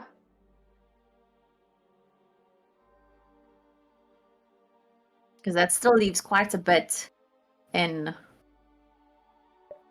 Then we still have quite a bit of cash with us for things, along with our own personal stash.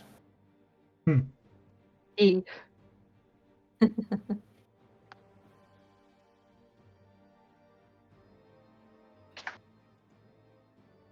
I mean, if the interest covers all the fees that incur, then with a little bit extra on the top, yeah, maybe it's a better option rather than walking around so heavily laden. All right, so everybody agrees on the 5 Yeah. option. Yep. Okay, I also, will remind you that we do have 50% off. just hold on. This is DM question. Is Visilva, Altari, and Shadow taking one out to share, and then Dasan taking his own? I think so. It would Yes. seem so. I want to be sneaky. I'm going to send you a message. I'm gonna be sneaky. Yeah, you will know. They won't. They know I'm sneaky. They don't know why. Not a Zinx moment. The sun slips like a dollar bill to the banker. Tell no one. Can you imagine the drama that would cause? Like, he's not doing anything. He's not done anything, but it just like slides him like 5 gold to keep it a secret. Guy looks at it just as confused, but he's caused his shit. He's stirred the trouble he wants to stir. We all see it, and the sun's like, I'm just being sneaky. All right. Well, all the sun's doing his Yeah, I thing. think we're sharing. How long would you like your initial contract with us The to sun's be? busy reading the fine print.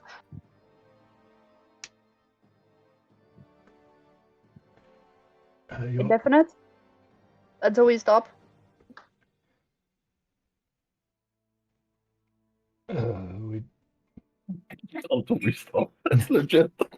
we don't do lifetime contracts for new clients. 1 billion seconds.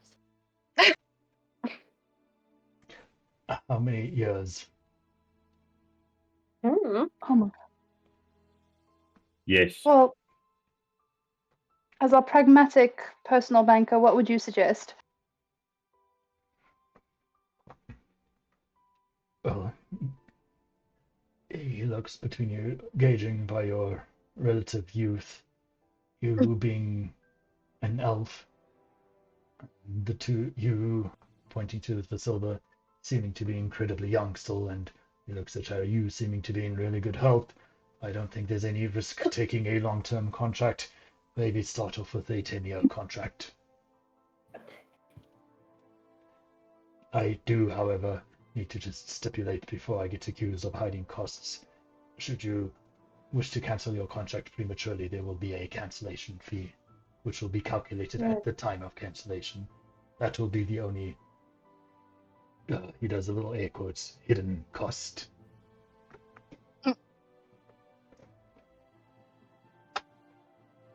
Generally, is this cancellation fee percentage based, or how does it work? And if so, what is the usual percentage? It's calculated on how much you have in your account. I don't know the actual percentage myself, but it's calculated based on the amount you have on your account, as well as how long is left in your contract. So should you cancel your contract, Hold our money hostage. if you take a 10-year contract, you cancel in the first year, you will pay a much higher cancellation fee than if you cancel in the 9th year. What if we just take out a 1-year contract? That is perfectly fine. Then at the end of the year, we will relook at your interest rate, and you will then revert to paying the full 5 platinum per month. Quite honestly, I'd much prefer just taking the long-term contract because I don't really fancy bank calls every year. Why not? I mean, this is fun. Oh, sweetie. With us traveling around, we really don't need the extra work. Well, before you know it, 10 years are suddenly up, and we start again. Is there a renewal fee? We're going to be friends in 10 years. No renewal fees. It's the only fee you'll pay when you renew is the monthly bank charges and. Fair. We didn't get to be the best by charging our customers for every little thing that they do. Naturally, of course. I think the safest is to just take the long-term contract and just let it sit and let it grow. Who What knows? about Maybe we 5 forget years? about it. Maybe we forget about the account and it just grows and festers until one day we have a fortune. Whatever that means. Sounds like a disease. Capitalism is indeed a disease. Well, if this is the case, he. You don't have any hidden tariffs, do you? No tariffs. He takes 2 papers out of the pile from the 5 platinum piece, and he writes some things in. He signs in a few places, and he slides one to Visilva, Altari, and Shadow, and one over to Dasan. Kindly just sign, date, full names, and such over here, here, and here. And over here, please write the initial amount you wish to deposit. I will give you a copy No that you ID, can hold on to. nothing. No proof of address. No 3-month salary slips. I will give you a copy which you'll hold on to, and you can approach any branch in Elunéth and to make your deposit. Your initial deposit. Can we not? Can we not? Can we not deposit it via portal, as you possibly mentioned previously? Does it not work the same way? Or do you require a walk-in for the first deposit? For the first deposit, we do unfortunately require the walk-in. That's where the final validation on identification takes place. Biometrics and such. Indeed. Blood sample, strand of hair. Along those lines, all of yes. that. It's part of our security. Wait, are you serious? Maybe I'm not. Maybe I'm just an old man having a good laugh because I'm bored of this job. We don't know. Bored enough to consider robbing a bank? No, not that. Why would you rob a bank? I don't know, maybe that's what his idea of a thrall is. Okay. I'm keen to just get this done and sorted, and I don't know how much time we have left with you. We have another meeting shortly after, and I don't really want to take up more of your time. I'm sure you're a very busy man. All that I need is you to fill in the information as requested, and I will take my copy. I'll hand you yours, and we will be at the conclusion of our meeting.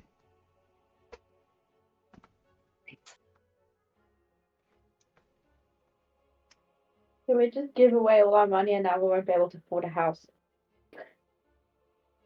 No, we didn't give away all our money. We still have a lot of money. And you haven't We still have all our personal money. You haven't deposited. I'm just shaking. Yet. That would be such a silly, put it all into fixed deposit and then be like, Oh, you have to give 30 days notice to draw it all out again. Okay. So question. Visilva, Altari, and Shadow, how much are you putting in as your initial deposit? The 7 platinum bars. Was it 7 or was it 6?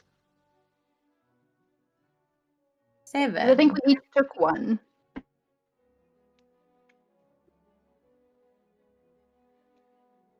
True. Okay, yeah, 6. Sorry.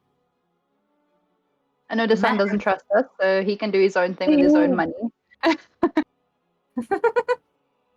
And they were can't each believe worth. Where was it? Does anyone have what they Each were worth on platinum there? bar was I worth want to say 500 500 platinum. coins. Yeah, 500 platinum. 500 platinum coins, Yeah. 5,000 gold. Yeah, each worth 500 platinum pieces. So your initial deposit is 3,000 platinum pieces, right? If my maths is correct. Yes. Sure. Times 6. Yes, 3,000. 3,000 platinum piece. That's a lot of money. How did you get so rich, you guys? And Dasan, Bless you, you. thank you, depositing how much into your account? Much cochon. 500 platinum pieces. 500 Basically platinum a pieces. bar. Yep. The one bar that they so eagerly gave me. Even though I told them, you don't know me. Well, we trusted you. I trust you. Oh, You know, it comes from a place of love. yeah. So, after he has received the papers back, fully signed and stuff, he pulls off like the carbon copy, basically. I'll hand you each your copy. And he just like staples, well, not staples, he just attaches a little business card on. It's just Jebediah Rosewood, bank manager, and as he hands it back, once you land in Middlehunt, we'll quite easily find the bank.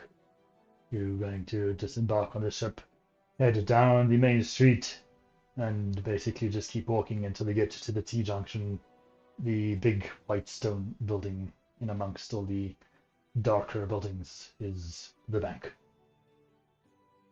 Well, one of the branches. You can make your deposit there.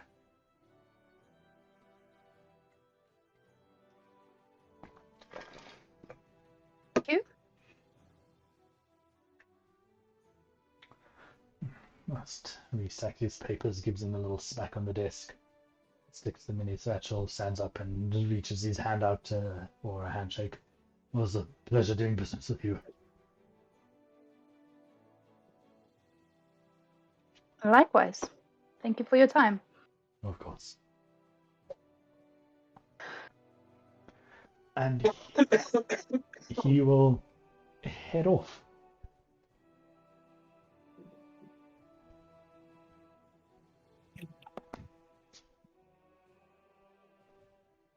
I wonder what the next guy will want to speak about. Probably also something pertaining to money. And interest rates. And service charges. Probably. Oh, did we take it out for tenure? Yes, that's what you said. Yes, yes.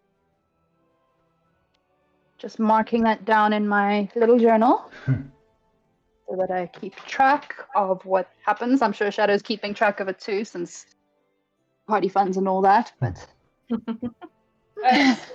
just in case. DM, the money that Visilva has left, she's going to hide bits and pieces of it everywhere throughout her stuff and Frank and Moon. Okay. Like, it'll be like randomly go to put on a pair of socks and there'll be like 5 gold coins in the socks or something like that. You're squirreling away your money, I see. Nice. Certainly not what I do in real life, too. All right. It's so very nice when you do washing and find like random money and you're like, oh, I'm rich. It's my favorite thing. I learned it from my mom. Of like, she's like, oh no, you know, just in case you put money here, and then like randomly you open a book one day and then like there's 100 rand note and you're like, yeah. I get that in my car. I've had that in the car as well. I opened the visor and like 20 francs just fell down. I'm like, oh, hi. That's cool. But you know what's a bad thing? You can't go and buy biltong with that. I can. That's not biltong. It's the same stuff. It's made of cow. It's not. This wonderful. It's made of the sun. This conversation aside. We just I don't call am it the biltong, we call expert it on meat sticks. beef. No, What? that isn't that Nulian. I kid. You're bully Wow. beef. A Only if I'm in a bad mood. a couple of moments later, as you sitting there just kind of discussing your things, you see a little goblin like walking towards you. Mottled green skin, got slicked back, almost platinum bleach blonde hair, dressed in a yellow suit, yellow blazer, yellow pants, a shocking pink tie with a black shirt, and he approaches. And he like barely like clears the table in terms of eye level, and he looks up to you like, "Well there, you the lot that Liliana told me about." Depends who's asking. He gives you this like very big toothy smile. "The name's Tate Realis. Pleasure to meet you. A realtor."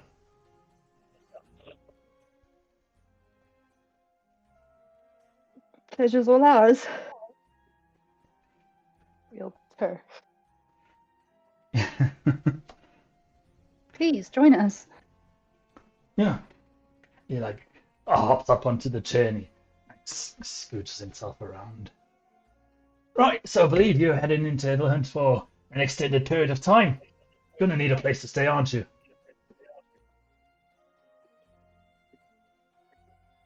Unless, you're going to sink all your money into inns for the foreseeable future. I don't know. At this rate, people just give us free things. Works pretty well so far. Well, let me give you something for free. I'll give you a best piece of free advice you can get. I'm the top salesman there at J & Co. Properties. So you put your trust in me, and I guarantee you'll walk away happy. What is your offer? Currently, I've got 4 very happy little places to move, depending on your needs and price points. First one, I don't quite know if it will work, considering the fact that there's 4 of you, unless some of you are sharing rooms. But the first one is a small little home, quite cozy, for lack of a better word. It's 2 rooms, a living room, and a single bath. When he says 4 of us, Visilva's like looking and she's counting because he didn't count Moon and Frank and Lady Marshmallow. Apologies. 7 of you.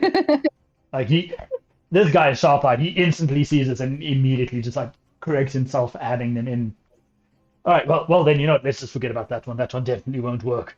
How about 5 rooms, 2 baths, living quarters, 1,000 gold pieces for the house. Basic That seems amenities. really cheap. It's not. I'm going to be honest with you. It's a perfectly serviceable house, but you're looking to live there and make it a home. It's got to be a little bit tricky, you know what I mean? It's super basic. It's a little bit cramped. The rooms are.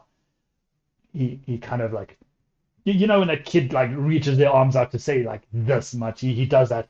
Rooms are, well, not quite this small, but they're practically about this big only.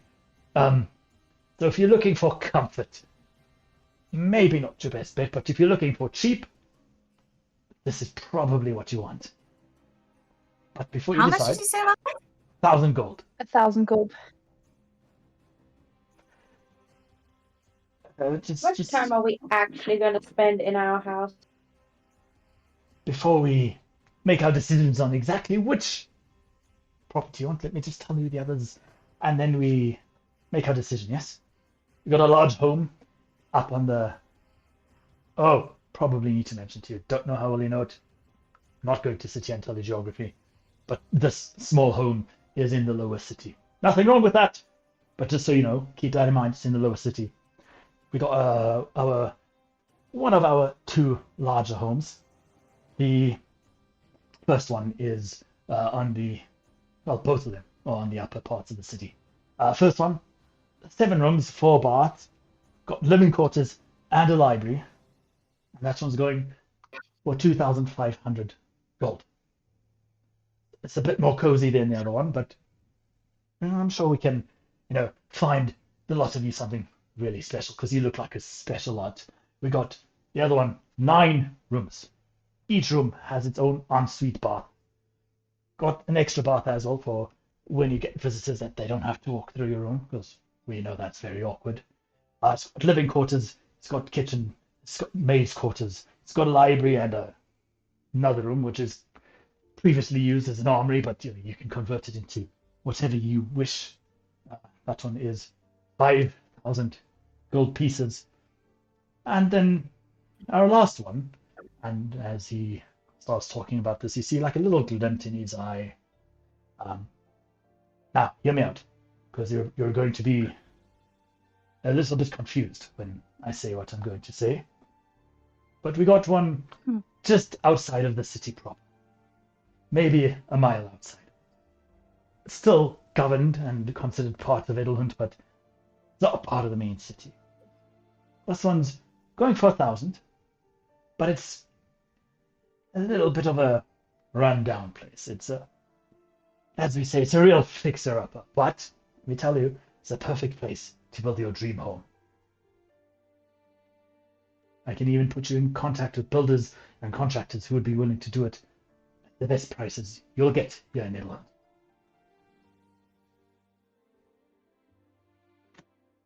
Well, I mean, I personally don't think we should buy anything without seeing it first. Oh, understandable. That's a very, very smart decision. You're much wiser than your age. I think he's calling people your age stupid, Visilva. Yeah, she's like giving him a look. The 7 rooms, 4 baths. How many was that one? 7 rooms was 2,500. 2,500, yes.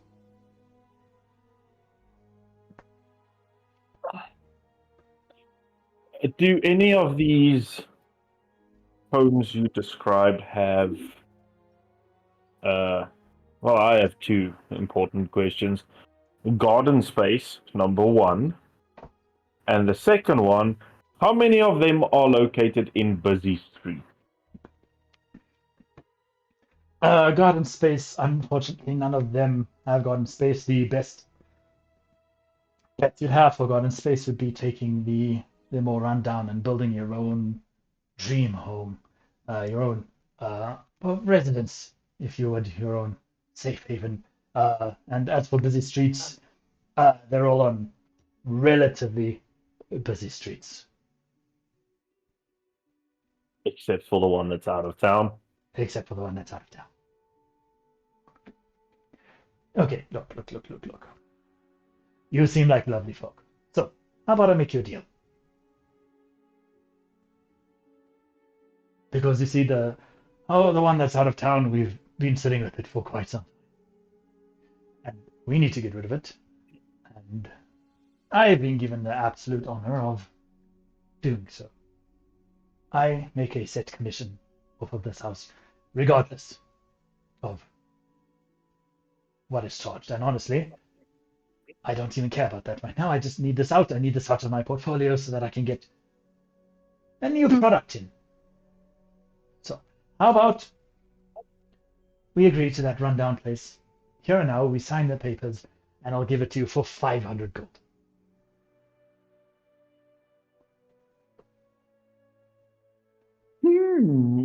He scratches in his bag and he pulls the deed to the place out. Deeds here and everything. You're welcome to have a look over it should you think I may be trying to pull a fast one. How's the wildlife around this rundown one?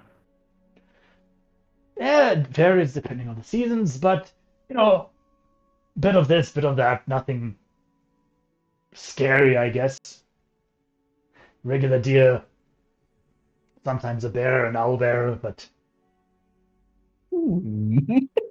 The sun is really standing there, leaning against the wall, scratching his chin like this. Sounds like his freaking dream home. like as he's watching you do this, yeah, it's one of the. You can see like he So pauses the and he son doesn't want to scrunches. bank with us, but he'll buy a house with us. He kind of looks at you, scrunching his eyes. There's a lot of beasts around the area.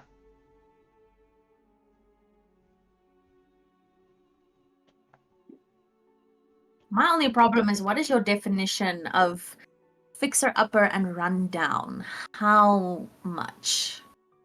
That's why I'm like, we got to see it first. Our levels do quite a fair amount. You'd probably be able to stay in there before you start fixing her up.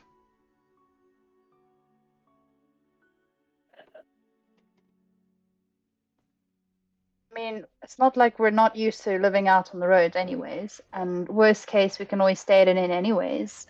But how lovely would it be to just have a place that we can make our own however we like without conforming to an already created layout?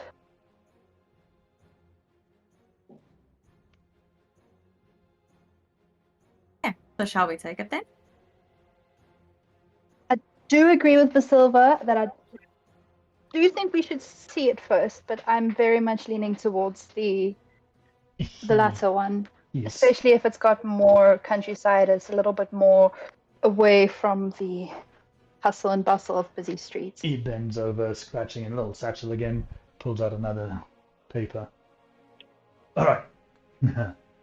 You're twisting my arm here. Sign it now. 250 gold. And he slides Wow. the paper towards you. And you see written on it is what he's about to describe. And 2 weeks free stay in one of several inns. And like the applicable inns are listed there at the bottom of the Too paper. desperate to get rid of this place. I don't trust it. As I've said, I just want this out of my portfolio so that I can get a new place. I'm tired of having one of my spots locked for this thing. You know what, as sketchy as it sounds, how bad could it really be? And if it's really that dangerous, we can have a little bit of fun cleaning up the area, and we could probably make it really nice and worth so much more than what we get it for in the end. I think this could be quite fun. Now, hang on. These inns, is it of our selection or is it a set list that you have selected? It's not what I selected. This is we in the business have a lot of partnerships with different companies, and this is one of the partnerships that we were given. So this is seven different inns across. It's 7 set ones, but you get to choose which of the 7 you wish to do. If I were to give you a star rating, I'd say these inns are, if I were to rate them out of 5, ranging between 3 and 3.5 stars. How big is this place? We're not going to arrive and it's like a gnome house. Oh, no, definitely not. The still standing structure is... Still standing structure, oh god. As I've said, it's run down. The still standing structure is big enough for all of you to sleep quite comfortably. The property, however, is the tasty part of the deal, because the property itself that you have the deed to is quite large. I like the sound of that.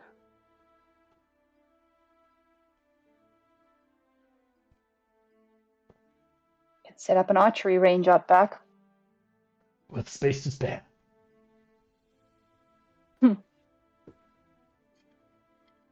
Okay. I tell you what. You throw in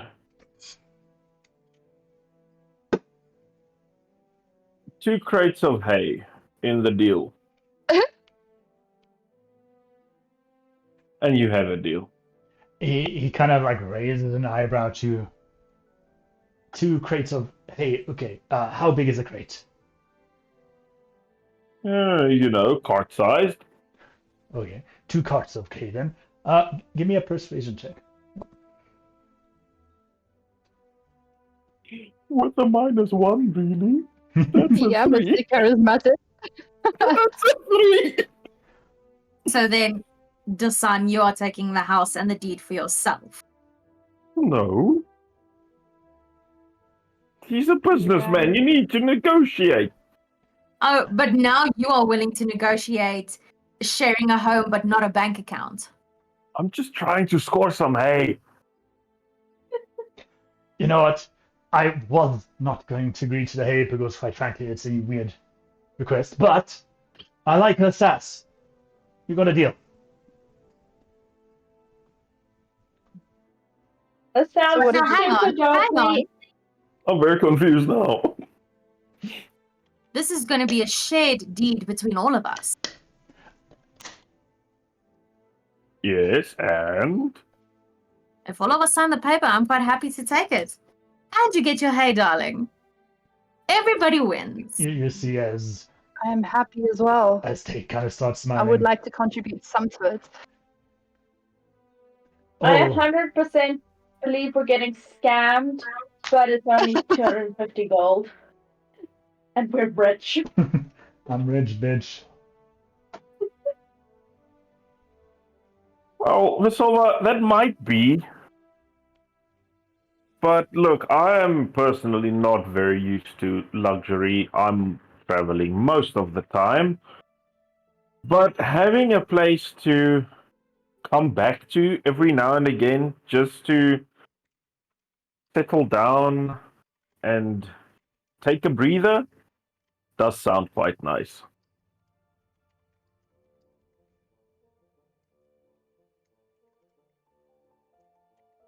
Okay, so just to clarify, we've got 2 weeks of free lodging at these 7 options of inns, right? One. That you rated One. 3 to 3.5 stars. One of these 7. Yes, not all 7. You pick one, you hand in your pamphlet, and that's the one you go to. You're obviously welcome to go and look at the inns and then decide you don't like it and go pick another one. But once you've handed your pamphlet in, that's the one you are staying at. But yes, correct. But we do a lot of traveling, and if we are going to be traveling to meet with builders and landscapers and things like that, it kind of puts a damper, doesn't it? I don't see why you can't just head back to the inn at the end of the day. Well, is everything that close to each other? Well, it's a city. You can get a horse. I can give you the name of good carting companies.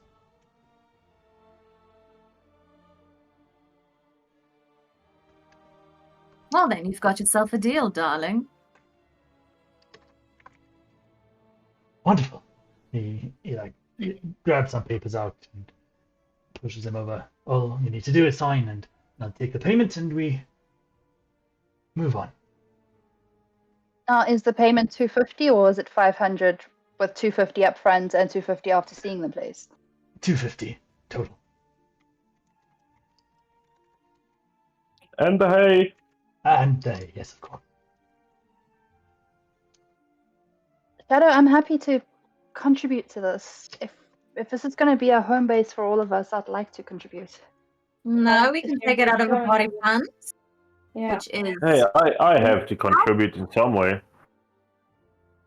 Well, considering you are part of the party, you kind of have access to this if you're not being a dick.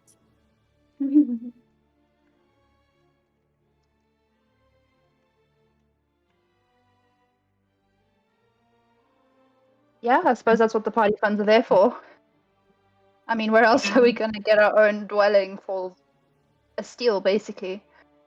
I mean, Full sure, steal I it's, should add to the party fund. considering it's a fixer-upper, we'll probably be using a lot more to fix it up, but we have the creativity to customize the place however we want.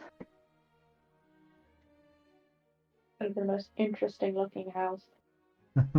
Totally want to build a castle. Low key. Tate, you've got yourself a deal, but do keep in mind, if you have hustled us, I am the last person that you want to hustle. So I- understand me. And I will say this once. You will fucking regret this if this is a hustle and a scam, darling. You see, he looks at you calmly and he smiles, and I wouldn't dream of scamming anyone. Never have, never will, but your warning is heeded. Remember, reputations break easy. He As to bone. No. naturally. Well, I wish you best of luck at your new dominion. Please don't forget the hay. I shall not. I will have it delivered within 2 to 3 days of us landing, so within 2 to 3 days of today. Thank you, darling. He hops off the chair and leaving on the table your copy of the deed. He's taken his signed copy. He leaves the little pamphlet with for the 2-week stay at the inn, as well as a little like handwritten thing that he wrote out that he owes you 2 crates of hay.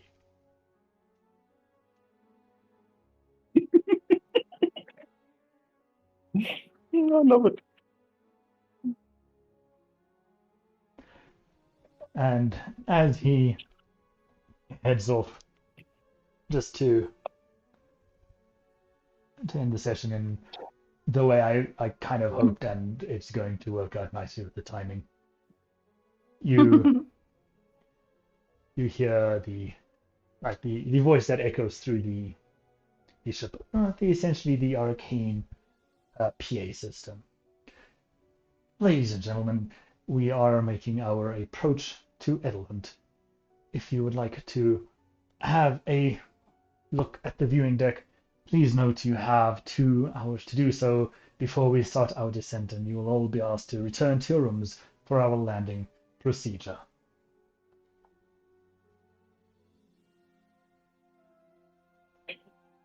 I'd like to do that, and I want to make note of any landmarks. Okay. Anyone else joining him outside? Yep. I will be joining outside. Absolutely, I want to see this. As you head out, you currently in a bit of a cloud patch, and as you cut through the last bit of cloud, opening up below you, the vastness of the blue ocean. You see up ahead the first sign of land. After about 10 minutes of approaching, it starts to become a little bit clearer. It looks to be a port-like city, almost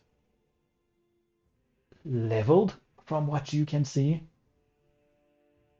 About another 20 minutes later, now being quite a bit closer, you start being able to make out some of the landscape. You see what looks to be the lower city that was mentioned by Tate. The darker buildings, not dark and dreary, but more dark stone, dark wood. You can't quite tell from this distance. Building is along the bottom. You, after just a moment of seeing the buildings first, you start to notice the city has canals running through it. After a little bit more time passes and you approach, you start to realize what it was that you saw with the levels. The lower city that has what you can now see to be the docks and a bunch of ocean side property, a lot of it built up along key walls to account for the canals running through the city. As I already mentioned, the more dark woods and stone architecture, materials, the architecture, a mix of Gothic and Elven. You see now the wall at the back end of the city, a sheer wall rising quite a bit up. From the distance, it's hard to judge, but you can tell it's quite a bit, easily about 50 feet up. A sheer wall made of the same darkish material. You see three spots where the canals run from the upper parts of the city, water falling down to the lower. The upper city built with much lighter material. A lot of it, some of it, you still can't quite tell if it's stone or wood, but majority of this upper part of the city seems to be built out of white stone, out of almost blinding, faded. Okay, more faded than blinding. Okay. More faded. A lot of it squarer in its architecture. A lot of green and gold trimmings along the roofs. The elven architecture and inspiration very clear here. And you finally see the third level of the city. In the center, you see what seems to be the source of water for this canal, being a large pond-like water source that runs down, water falling onto the second level before splitting off into the three canals that then drop down and snake throughout the city. On this upper level, everything is that blinding white. There seems to be what you would assume to be the royal courts, as up against one of the hillsides you see a large carved half into the hill itself.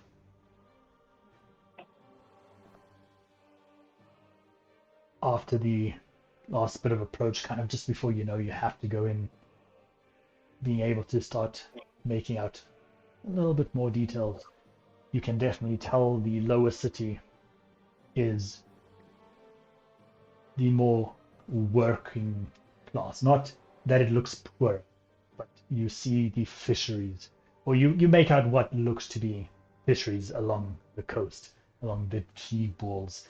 See the boat housing for incoming ships. You see what looks to be quite a large trading hub. The houses here packed much more compactly together.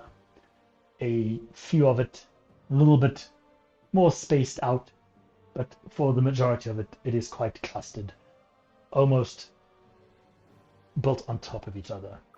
If you think of walking through a alley, and if you think of something like, Shadow and Bone, if you think of Ketterdam, like the narrow streets, this is kind of how close these things are. The upper city, quite a bit more spaced out. You can still see quite a bit of hustle and bustle going on.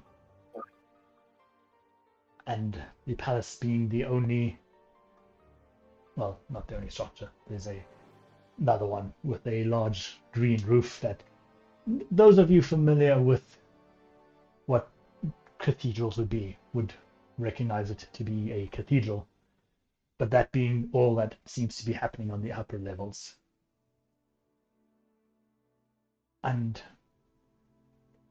you get the announcement to head inside into your cabins to prepare for landing. And that is where tonight's session will end, and we will pick up next week with you disembarking in the city of Elunéth.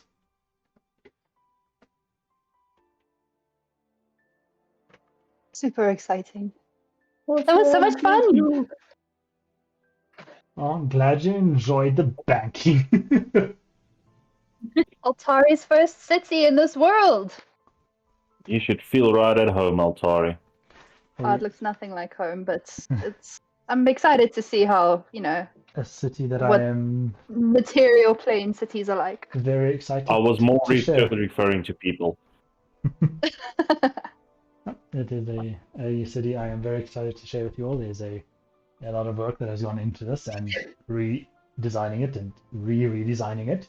But there's been a lot of effort put in, and I hope you guys do enjoy it. And I We don't will think try not burn it to the fun ground. I don't think I'll have a fully finished You map say by that? next week.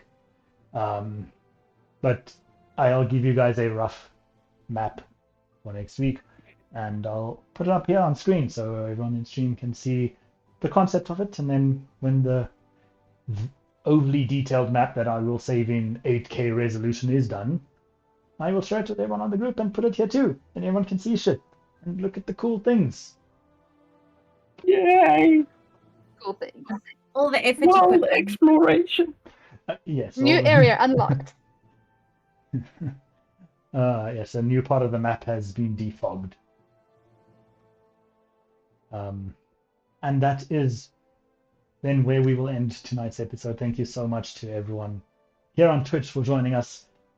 If you're watching this on YouTube, come watch us on Twitch. Join the chat. Have a good time. We do upload our videos to YouTube the week after the stream, and the streams are Tuesdays at 7:30. So thank you for taking time to be with us, whether it is here live or on YouTube. We appreciate you, and thank you for everything. Thank you to my amazing players, and thank you to everyone who was here in chat tonight.